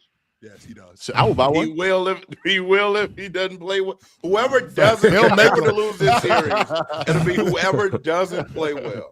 So if Cat continues to play how he did last night, Oh and they man, lose this Cat better series, get his shit they together, gonna boy. get- Oh boy. yeah, Cat Oh, Yeah, but man. he's been excellent. He's Turn been his excellent. phone He's off. been tremendous, Dame. Like He's been excellent. These Yeah. Damien. guys are fickle. Not We're gonna the give him a other game. Damien, I don't think no. it's his series These guys though. are fickle. Don't listen to Nah. Jay. New York is a what have you done for me lately, which means Right what are you now. doing for me right now? Right Yes. now. Not lately, That- today. What have you done for me Yeah. Don't today? care about what happened last Yes. year. Yesterday don't matter. Damn yesterday today. No. I'm gonna tell you right now. Only Mitchell Robinson is safe. He been there Only the Mitchell longest. Robinson is safe. He been there the longest. Yep. Man, Mr. Cole make free throws? Let them Yeah. lose because of Mitch Robinson going Yeah, 2 let for them 10. lose a game with Let them Mitch. lose because of Hacker I- Mitch. Let them lose because of Hacker Mitch. And Oh my god. no, because then they're gonna be like Mike Brown should have took him out. Nah. Probably, you know Only- what? They're probably. That man, probably. you know how many Probably. videos I'm gonna see of Knicks fans just in the gym making free throws? And I want y'all to see how deep the Knicks hate really runs. These guys are up here speculating on what would happen if we lost and eat like Speculating. I promise you. Jalen Jalen Brunson, Mike Brown, Cat. One of them dudes will not be on the crew next year. I promise you that. That's not crazy to y'all. You lose to the Fantasizing about us Cavs. losing. I promise you. Mike Brown, Cat, Jalen I hate the Brunson. Lakers. One of these Jay, dudes will not Jay, be on the if crew you next guys year. lose, Lakers something will is going to promise you get that. burned. Well, then If you Jay, guys you don't win, hate something the is gonna Lakers get enough. burned. You don't hate the Lakers enough because I That's hate the Lakers crazy. enough to where I fantasize about them losing all the time. That's Jay, crazy. I'm on record saying You rooted for that us we to can- win this year, so you don't. I didn't root for you guys to win. Yes, you did. You're a that's not closeted rooting. Laker fan. That's not rooting. That's not rooting for y'all. That's just me giving you my basketball analysis. I love basketball more than I hate the Lakers. But Jay, like for me as a Kings fan, if we go 4-78, and those 4 wins were against the Lakers, that's a good season. That's fire. That's a good season. All right, y'all. I I mean, take no Kobe slander. We usually 24. just win 11 games anyway. It's not that big of a difference. That's literally never happened. That's never Shit, it happened. might this year. It might this year. I take no Kobe slander. 24 said morning, fellas. Chill. Was food shopping worth it? LOL. And I seen Cat do dumb fouls. But in a potential game shifter, you do a dumbass foul and grab an arm? Also, he looks like a statue. That's always been Cat's downfall, right? He's a big foul guy. Last night was a bad Cat game. I do think he's been good on defense in the playoffs, like as a whole.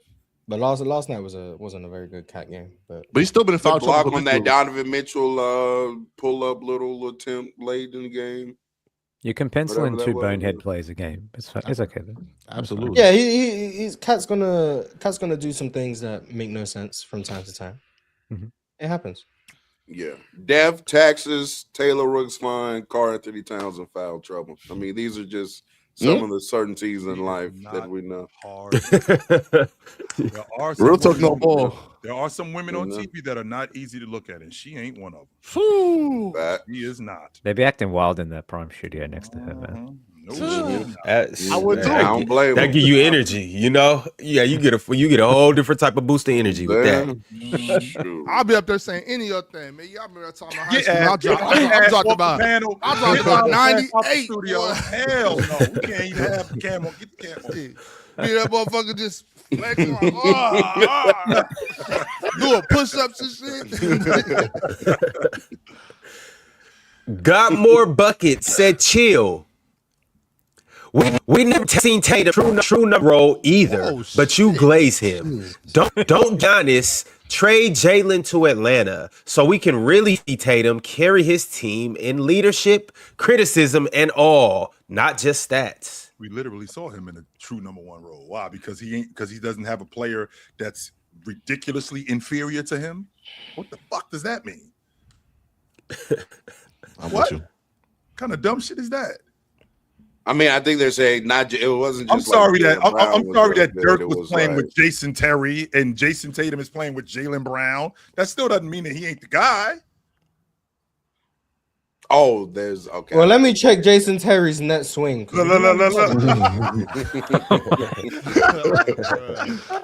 I just gotta make sure, we don't know who's actually better. So Yeah, right? Hey, real talk. I'll be in there talking about. See, there's a story. A lot of people don't know about it, but see, back in 01, I played MJ 1-on-1. I wasn't supposed to talk about. I wasn't supposed to talk about this. Just ask her out. God damn. Hey, I'll be on there fake on the phone. I told you to transfer the $500 million from this account to that account. Now get it done. And have the private jet landed. So by the time I'm done with this interview, I'm gone. Thank you.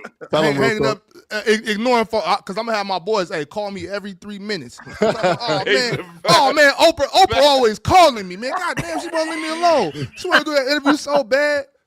Oh, that's just Jeff Bezos. He want another loan. You know, ain't no thing. You know? Oh shit. What? yeah. Hey, yo, chat. My mic cooked.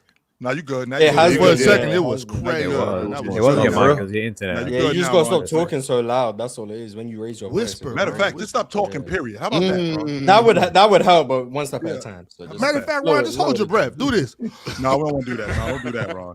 Don't do that. But as you were saying, Ron, Masinko said Kyrie in Detroit would be nice. I see a lot of people talking about Trey Murphy there. A low-risk trade I think would be good for them is DeJounte Murray, too. Yeah. I would Michael do a Porter lot. Jr. I would do borderline everything I can to get Kyrie in Detroit. Borderline. Why do we just assume Kyrie's gonna come back and be Kyrie? Right? He'll be good enough though. Like, because he it's won't fall Kyrie. off You That's the- think so? Just the 'cause his reason why, game's Jay, predicated it's on because a it's lot of Kyrie. skill. That's why. Because it's I Kyrie. mean, I would but say why wouldn't you? Because also getting I mean, past, because he's like, going to what be happens if 30, Kyrie he's going to be goes the 34 at Right. 6'2", coming off a torn ACL. It's Exactly. in a league that tends to be going more towards size and athleticism. He's in a Thank you. He's not gonna he's be in a the same. precarious position. So yeah, I'm not saying blow up the roster for Kyrie. I'm like everything within reason. Like I'm like I said, Cade and Asar to me are not going anywhere. It appears Jalen Duren's not going anywhere. So I guess the pieces you have are going to be what Duncan Robinson, Karis LeVert, whatever picks you have, Ron Holland, and whatever. That's probably the best you can do. I would try to get Kyrie. Ron Holland in the first can get it done. Well, Kyrie's hold making on. You got to match the money. You do got to match the money.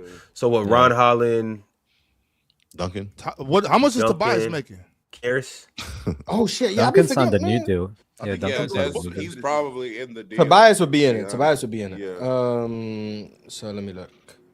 But you're going over. Assuming Kyrie's making about 45. I actually don't know what Kyrie's making, but Tobias is expired. Yeah, Tobias he is come off the books is after this over year. with. Yes, he does. Kevin Hurt is over it. So it would have to be Duncan Robinson, unless they could just afford to take on his money, which I don't know if they can.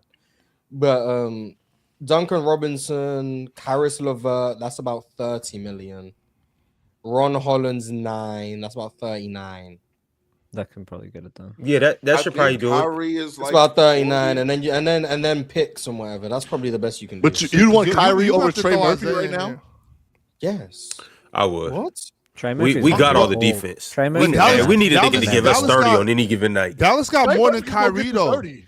Dallas got more than Kyrie. Right, Jay. I don't know. We're not watching enough Pelicans games. Trey It's just Murphy different, is though. cold. We're talking about Kyrie Irving. What we doing? Trey Murphy is this, Kyrie though. Irving coming off an ACL. But Jay, with Kyrie, Kyrie you could get play another today and ball. be better than Trey Murphy. You get another ball handler too, though, Jay. With Kyrie, you get another guy that can take the ball and out of Cade's hands a little more. No sign I of the like ball handler. Michael Porter Jr. Kobe White there. is a free agent this year. I would go get Kobe White if I'm Detroit. I'm not. Kyrie's Kyrie's making love exactly 39 next year. I like Kobe White would be someone MPJ I there. I look like Norman I Powell love there. Kobe White. I'm going to at. pay Kobe White I from would look Detroit at Kobe, right now. but I would look at Kobe White after I get Kyrie. I love how y'all dudes be Kyrie's talking just about don't these other do this guys to me. like these teams is just gonna hand them over. No, Kobe Like- White's a free agent. I think that's what they Yeah, said. Kobe White's a free I think agent. that's Yeah, what I they would said. look at I would look at bringing in Alright. Kobe White to Don't complement pay him. him. like Dallas, Kyrie Dallas. and I Cade. think Dallas is in the middle of a rebuild too. So, like 34-year-old Kyrie Well- Irving. Shit, if Well, I'm Ox, this- Detroit, when I'm trading for Kyrie, shit, Najee. Not just Nazi. I was thinking Shit. PJ. I wanted to know how much PJ Shit. was making. All three of That's them. why. Come on. That's why I was saying Dallas has Yeah, more than shit, just Kyrie. 'cause I ransack want- her fucking- Come on. Yeah, no, for real. I think Kyrie and PJ that really helps Detroit. If I'm PJ could be Detroit, that my Tobias replacement. Detroit and Minnesota, by the way, both of these teams. Because I also saw on Twitter, I don't know how legit it is, What, but that like and wants Kyrie? Ants want Kyrie as well. So if I'm Detroit and Minnesota, I'm pushing for Kyrie Irving and Austin Reeves. Those are probably my main two targets in this offseason. I mean, shit. If Kawhi is available, I'm also. I mean, I mean, if he's available, well, Oh, I'm not bug. giving up the farm for Kawhi. Yeah, but I'm looking at what the price is. I'm looking at what, but Yeah. like, Would you if give I'm the farm for Detroit, Kyrie? and Kawhi. No, We just said what it would be. none of Duncan them Robinson, do- Kyrie Levert, and Ron Holland. That's what we said. My bad.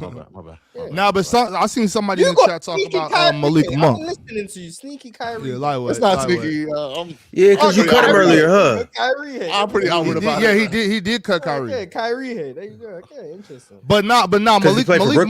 Monk. I'm not mad at Malik Monk though. You know what I'm saying? Shit, it's been a while since I had a He a Detroit Steph jersey. fan. So. That's why he likes Steph. So he's seen what Kyrie do. No. Oh, well, speaking of Kyrie, Q to God said, with J Kidd fired, it's believed that the Mavericks will move away from Kyrie Irving. What team do you guys want to see him on or believe it's the best fit for him? Oh well, yeah, Detroit, But what Minnesota. team? I like Minnesota. Houston. I Minnesota like would do well Houston for for him. Kyrie. Love Houston. I think Houston makes sense. But that's not happening, though. He's not getting Yeah, back it's in not, KD. but it's just the best fit. I would like Houston for him. Orlando. Love him in Orlando. Not as much as I love De'Aaron Fox in Orlando, but I like Foxy in Miami. A lot of teams could use Kyrie, man. I like You Fox keep right saying where that he's at. You have. I mean, I don't think there's a team in existence that Kyrie doesn't help. I The don't think Spurs that are too exists. good for De'Aaron. He got to go. Oh, yeah, I'll be forgetting that sometimes, too. I do think Alex, like if Miami is committed to like this philosophy, as far as we want to play with tempo and pace and fast the entire time, I would love to see De'Aaron Fox in a system like that. Yeah. All right, Jersey Joe 54 said, chill just salty that Wemby on a trajectory to pass all his favorite players all time. Don't hate the player, hate the game. imagine that. He's Jersey already Joe. passed most of them. Imagine that, Jersey Joe. I hate the fact that I'm about to see another all-time great player. This sucks. What am I going to do with myself?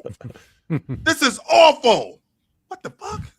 Like, I wonder what you do. Let me put some gasoline on that fire for you, Chill. Hey, Wemby right now is already better than any version of John Stockton. He's already better than any version of Karl Malone.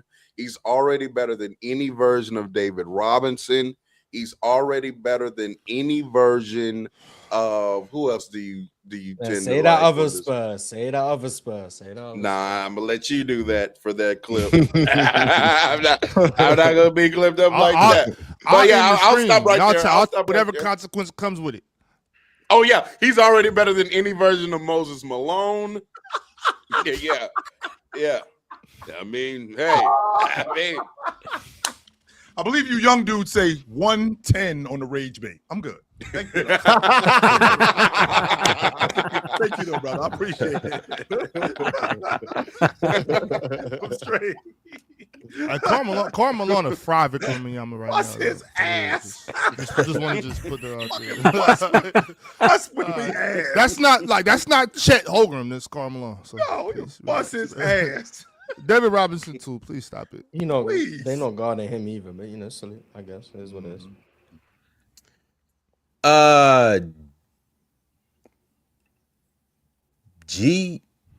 Geo, by the way, I've never seen Geo spelled like that.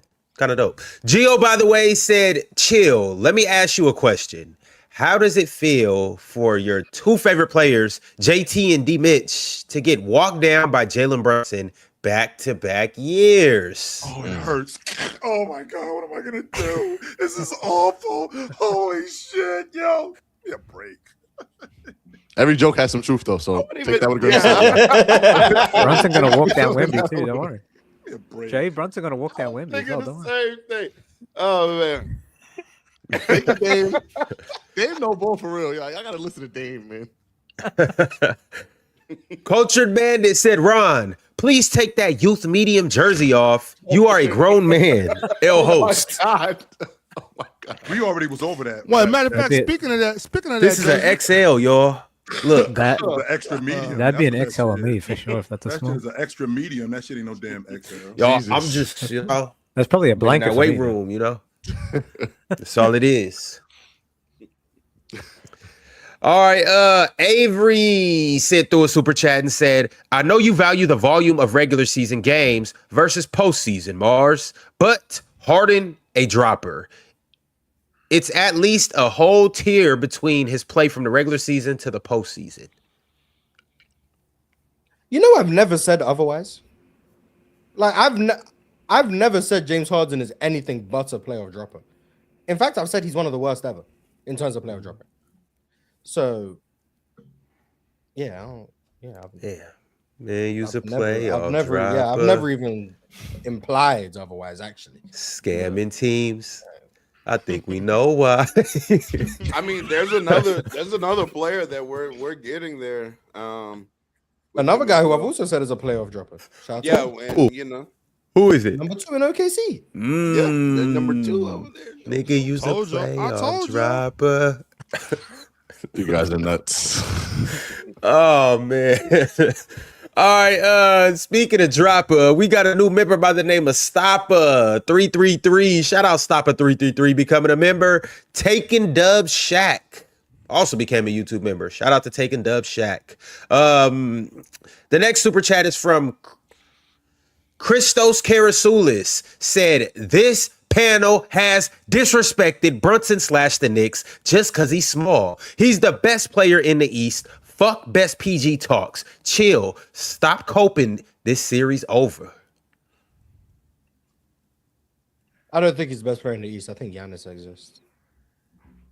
Yeah, best player in the East is crazy. He's also not better than Cade. Like I'm comfortable with that. As high as I am on Jalen Brunson, Cade is a better basketball player than Jalen Brunson. But he is definitively better than like Donovan Mitchell. I used to have him in the relatively the same tier. But, I think Brunson's like the 4th best player in the East, maybe 4th. Behind Healthy Joel. do you have Scotty Barnes? Oh no, Giannis, Tatum, and Tatum. Yeah. I forgot about Giannis, Tatum, and Tatum's Cade. better Yeah, than that's probably my 3. And then Brunson maybe is 4th. Obviously, everyone knows my allegiance to healthy Joel Embiid, but I mean that man had an organ removed, so there's no telling what injury he gonna come up with when April hits. So just spin the wheel. Maybe Next year's gonna be Joel Embiid's game time decision, toe amputation. Like something gonna happen. Like I don't know. April hits, Joel Embiid just spins the wheel of injury and something hits. So yeah, I don't know. Oh shit, Halliburton. Yeah, I do like Halliburton. Yeah. This is I think Brunson is better than Halliburton. I forgot Hallie the best point guard in the East. I do be forgetting about Hallie's existence. Yeah, how'd I forget about my GOAT? You don't got no love for Trae Young? No. Better than Brunson? You know, hey. I didn't say that. so far out of hand. Hey. But I didn't, Anthony Davis? say that. I didn't say that. I was just asking. AD is in the East. AD is in the East now, Brunson's better, but AD is in the East. You guys are criminal. We'll have to see how AD bounces back. I'm gonna give AD one more year. Man, Jay, where do you have him? He's the 3rd best player. He's better than Cade Cunningham. The only Who do you have? Like, what's your is order? a healthy Giannis, a healthy Jason Tatum, Jalen Brunson on any given night. So we can't get a healthy Joel? I think Joel Embiid is far past him. Even if he's healthy right now, like he's never going to be. Mars, you That's literally said spin the wheel. Like we'll be in March next year. And but he's the one who said healthy Giannis, healthy Tatum. Right, but Tatum just tore his Achilles, and Giannis been out with the same calf injury and for 3 Tatum years. and Jason Tatum did come back, but to your point, Mars, Embiid came back. But And then exactly, Gordon but exactly, and then next year, what are we gonna have? We're gonna have some bullshit something wrong with his liver. He got elbowed in the side. Something wrong with his liver, and he got to sit out a month because something wrong with his liver. We'll see. I don't Jay, think he's why better is than Cade, but I'm fine with it as well. Jay, why is Brunson better than Cade? I think that the turnovers for me really move the needle, and I understand that he has to be aggressive with the ball. He's the only ball handler, but I think the fact that the volume is there and the numbers just don't move me right in terms of Brunson, who is able to consistently come in, give you 30, give your best defender 30. And always be just a net positive while he's on the floor. I think Cade, we give Cade way too many excuses because he's the only offensive player on his team. Right? That's not a cop out for me, right? Like that doesn't make me feel any better that he's throwing 5 turnovers a night and shooting 17 for 38. Like that doesn't, you know what I'm saying? Jalen Brunson doesn't have bad shooting nights. Occasionally, sometimes, right? More frequently than not. Who's a much better defensive player? Cade is a better defensive player. It's not much better defensive. It's Physically, not what? physically, It's not what. physically, Jalen Yeah, Brunson is Jay, incapable of playing you defense. could just- right? That's not that. That doesn't take away from me that Jalen Brunson makes good defensive decisions, right? When he's in front of an offensive player. I use a different message for Jalen Brunson. You take a because he's charge small. here and there. Jay, I can make the decision to kick it to a chick. That don't mean I'm a bagger. The same thing that I give Stephen Curry the same credit for, right? Making concrete, well defensive decisions. He's physically incapable of getting the stop, right? If he had 3 more inches on his height, he would get a stop. Right? He's just incapable of doing so. That's not Who's their a better fault. passer to you? Stop, Jay. Stop, Jay. Just say it. It's okay. No, I Just think say this it. is worth like thinking about because Brunson. No. I think he's No, a it's better not. passer than Real K talk. just has more of the opportunity. He has to give the ball to everybody. Cade has a more well-rounded He game. has to? He had. Who else is going to do it? He If physically K was has playing to. for the Knicks on that group, he'd be a double-double This guy. nigga averaged 11 assists on the Knicks. He'd be a double-double guy playing Yeah, with yeah, Mikal he Bridges. would. Cade's a monster, Yeah, man. And he Cat. would. Yes, he He's would. up He'd be a there, bro. double-double guy playing with them dudes. Maybe. He would. Y'all, I'm running a poll right now, though. I'm asking you guys, who's the best PG in the East? As of right now, Brunson has 70% of the votes. Oh, damn. Yeah, he's So beating this the thing- Knicks in the poll. Yeah, dumbass. I mean, you know what? I'm a box Ron ass, yo. I swear. Me and Ron are going to box next season. I swear. I'm gonna rerun that poll here in a second, but shout out to you guys for going with Brunson. The the next super chat is from Big Don Rich. Big Don Rich said somebody got a hard foul on Brunson during that run. It's the playoffs. You can't just lay down and let him cook. So he's saying somebody got to foul Absolutely. Jalen Brunson hard, Absolutely. or got to get a hard foul. You got to change something. Something got to stop And the it's bleeding. not it's not like when he jumps in the air, push him in the back, or You don't have to hurt undercut him. Yeah. It's about when he's coming off a screen or something. You meat stick, boom. Yeah. You got Jalen Brunson's tough though. Like, you think he's just going to That's stop? that's It's a tough guy. that's not the point. That's even more to likes- the yeah, point. he That- likes that's contact. even more to the point. Like he's tough, so let's match that physicality, match that bulldog mentality. Go hit him. That 100% happened last year, Ox, against Philly. That 100% happened last year when Joel Embiid body checked his ass. And he looking at Joel Embiid like, what was that for? Because you kicking our ass. That's what that was for. But who do the Cavs have that's like that? Like, That's who, exactly what dog do the Cavs have is going to? Okay, so You don't gotta be a That's the dog problem to with hit the Cavs, somebody. though. Like, you just go hit him. The Cavs have no enforcers. They have limited leadership. I think some of this intangible stuff sometimes rears its head in the biggest moments. But I think Dean Wade or Max Strus, one of them two dudes, you got to when they come off that screen. Like I don't understand what's the eye roll about. I'm just talking about when he come off the screen, just hit him. Like I didn't say you don't need. I Ron for sure would have Artest took to a do hard that. foul. You have to. It ain't nothing wrong with it. You don't have to be a tough. it doesn't have to be big, dirty. like physically imposing guy to get physical. Exactly. Dennis Schroeder. I've seen Dennis Schroeder get mean. Oh, that's true. Dennis Schroeder could do You it. know what I'm saying? Like you got once again, put Keon in the game, coach. And I don't care if he hasn't played that much in the past, whatever. Like that's so irrelevant. He's an NBA player, Ox. That's what I'm saying, Ron. It's that type of it's shit his is job. irrelevant to me. Like I don't care.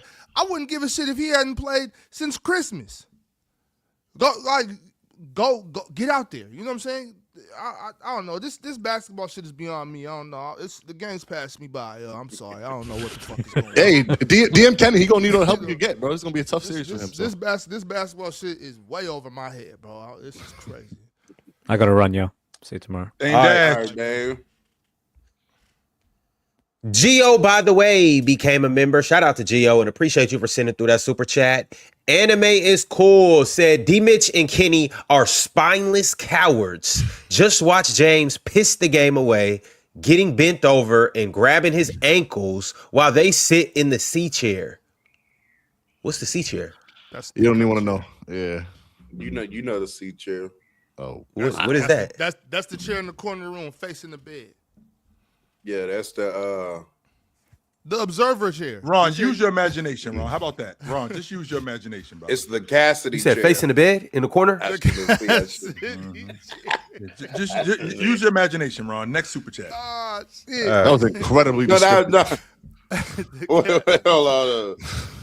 Was it a Cassidy or Casey? My fault. It's It's The Casey. My fault. Cassie. Yeah, The Cassie. Cassie, yeah, the Cassie. The Cassie chair. chair. Yeah, the Cassie Cassie. chair. See over here. Yeah. This chair. Mhm. All right. Cultured Bandit said that jersey cutting off circulation to that tiny dome. Oh my I know God. you in it right now. Ron looks candied grape. Man, that jersey looks small, B. That dude, bro. You look like Debo in that jersey, and I know you ain't that big. Feel It like might have been a Debo in this large when you jersey. first got it and you tried it a lot. It might have been- No, started it's an trying it a little. XL. No, I'm just I'm just a double X type nigga, you know? That's You a actually- 14. You actually, that's an extra medium shirt, and you a large dude. That's what that is right there. Fuck out of here, Ron.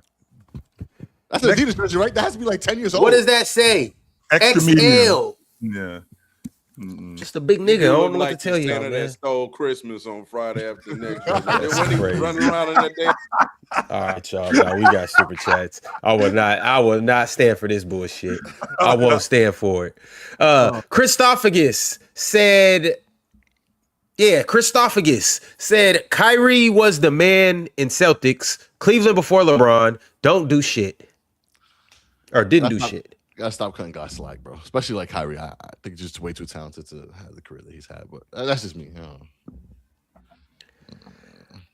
Mr. Aboriginal said, "Is JT still a number one option? Chill. You get on that. You get on Kyrie about failing, yet JT has failed and underperformed in both finals. Don't hear you talk about it. They won.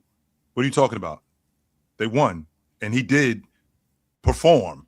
He had 30 and 10 in that game 5. 30 and 10. I think Bird and Bill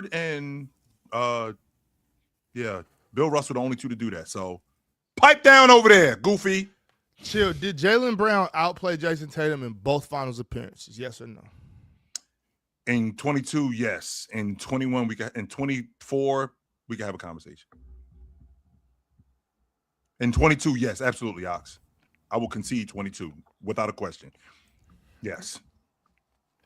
All right. Tupac Westside said Kyrie had series where he struggled, but to be fair, some of his failures were just unfortunate. He's skilled enough to be a number one. All love, but I disagree, OG. Fair enough. Yeah, fair enough. When has he ever done it successfully? Right? He's skilled enough to do it. When is he doing it? When is he doing it successfully?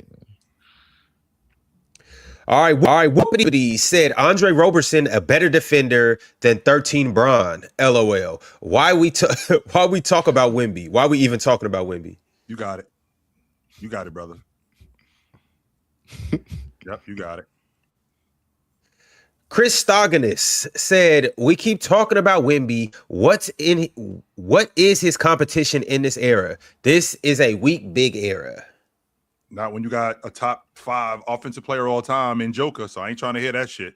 Forget about Joker, man. We know what Giannis does to Wemby, man. Y'all about to. And I was about to say, yeah, and we got a 30 and 10 guy for what, the last 5 years in Giannis. Yes, he's got some competition. What's a Giannis Yes, come he back and does. have to remind y'all who he is? He was doing that this year before he got hurt. Different. Before he got hurt, he was doing I told you he was gonna get hurt. Chill. I told you this was gonna happen. Carrying that bum ass team. Shit. Bro, damn. Put that team on his shoulders. And y'all trying to convince me about Ryan Holland. Ox, you just ain't watching. You just don't know what you're talking about. Ryan Holland's that dude. Ryan Rollins.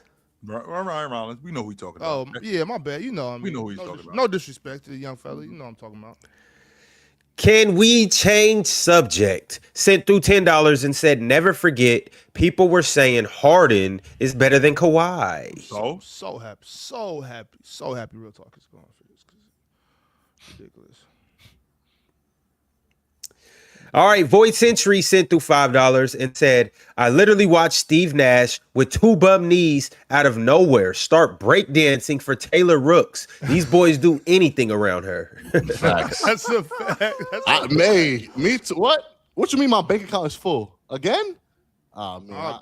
Bank account is. I'll be out there hitting the worm. You know the worm when you on the ground, you doing that little shit. What? Breakdancing like a motherfucker. Boy. All right, TJ13-31JT said Russ is the top 5 point guard based on these excuses for others. Number one fan, TJ is greater than the guy on the top left. My top 5, number 1 Brody, number 2 Wemby, number 3 Braun, Number 4, MJ. Number 5, Bam. Ox's big bro. I don't even understand what's going on right now. Russ's top 5 point guard based on these excuses from others. Oh, I see. Okay. TJ, guy, and Yeah. top left. Everything in this is true except for, that one little part in the middle of this whole thing. And you're not the number 1 Russ fan. But shout out TJ, man. Shout out TJ. Appreciate you for tapping in. Got More Buckets said Brunson is better than Tatum. 51 points was a long time ago. 46, 44, 43 wasn't. That was just last year, wasn't it? Before he tore up the Achilles. I'm just saying. All right, if you're not a member, join up. Tomorrow we will have a member stream, and I expect to see you guys there Thursday and Sundays at 9 p.m. Eastern time. Be sure to tap in. It's always a good time, and it's not going to stop tomorrow night at 9 p.m. Eastern time. Remember, if you are a member, you control the show. And also remember, if you're an all-star, I will drop a link in the Discord, in the All-Star group, and the Hall of Fame group, and you guys got a chance to come on stage and talk to Chill, talk to me, talk to Ox, talk to Drench, talk to whoever you want to talk to. It's going to be a good time. We'll see you guys there tomorrow. Don't talk to Ox unless we're going to talk about Marina Mabry. And All right. And Bam ain't my big bro. Me and Bam got beef. I hope think funking with Bam for life. Interesting. Forever. Neck sent through a members chat and said yesterday was the best example of mismatch hunting and the worst example of it. No way you get Jalen Brunson on you and you settle for step back threes.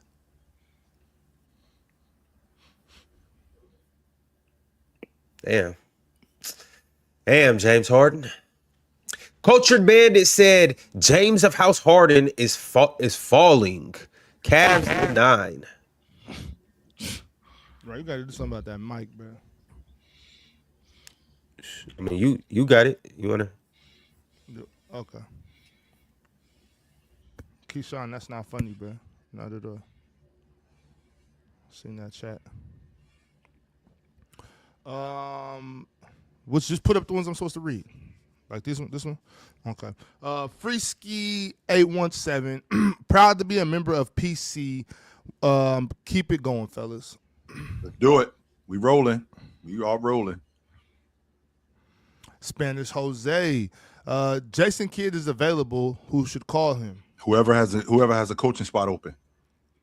Orlando. Good coach. Orlando would be great for him. Mm-hmm. Whoever got a coaching spot open, they should give him a call. Mm-hmm. Hey, we got one now. Mm-hmm. Get your ass on.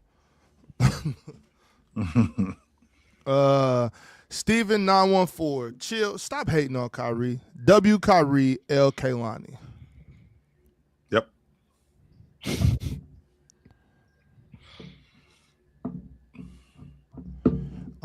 I am Justin Miller. The Cavs are in trouble. The New York Knicks got that motor back running after the long rest from knocking off Philly. Cleveland should have had that game won. They 100% should have won that game. Yeah. Hey, Duke, you spitting right now, Anissa, because Anissa Moore, she liked that. Mm-hmm. On the court, Ron. On the court.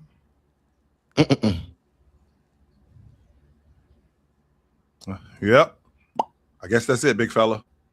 Yep. All right, y'all. Yes, sir. We'll see y'all dudes soon. Keyshawn, Fred, that's not funny, bro. That's not Be funny. easy. I think that shit is funny, man. Peace.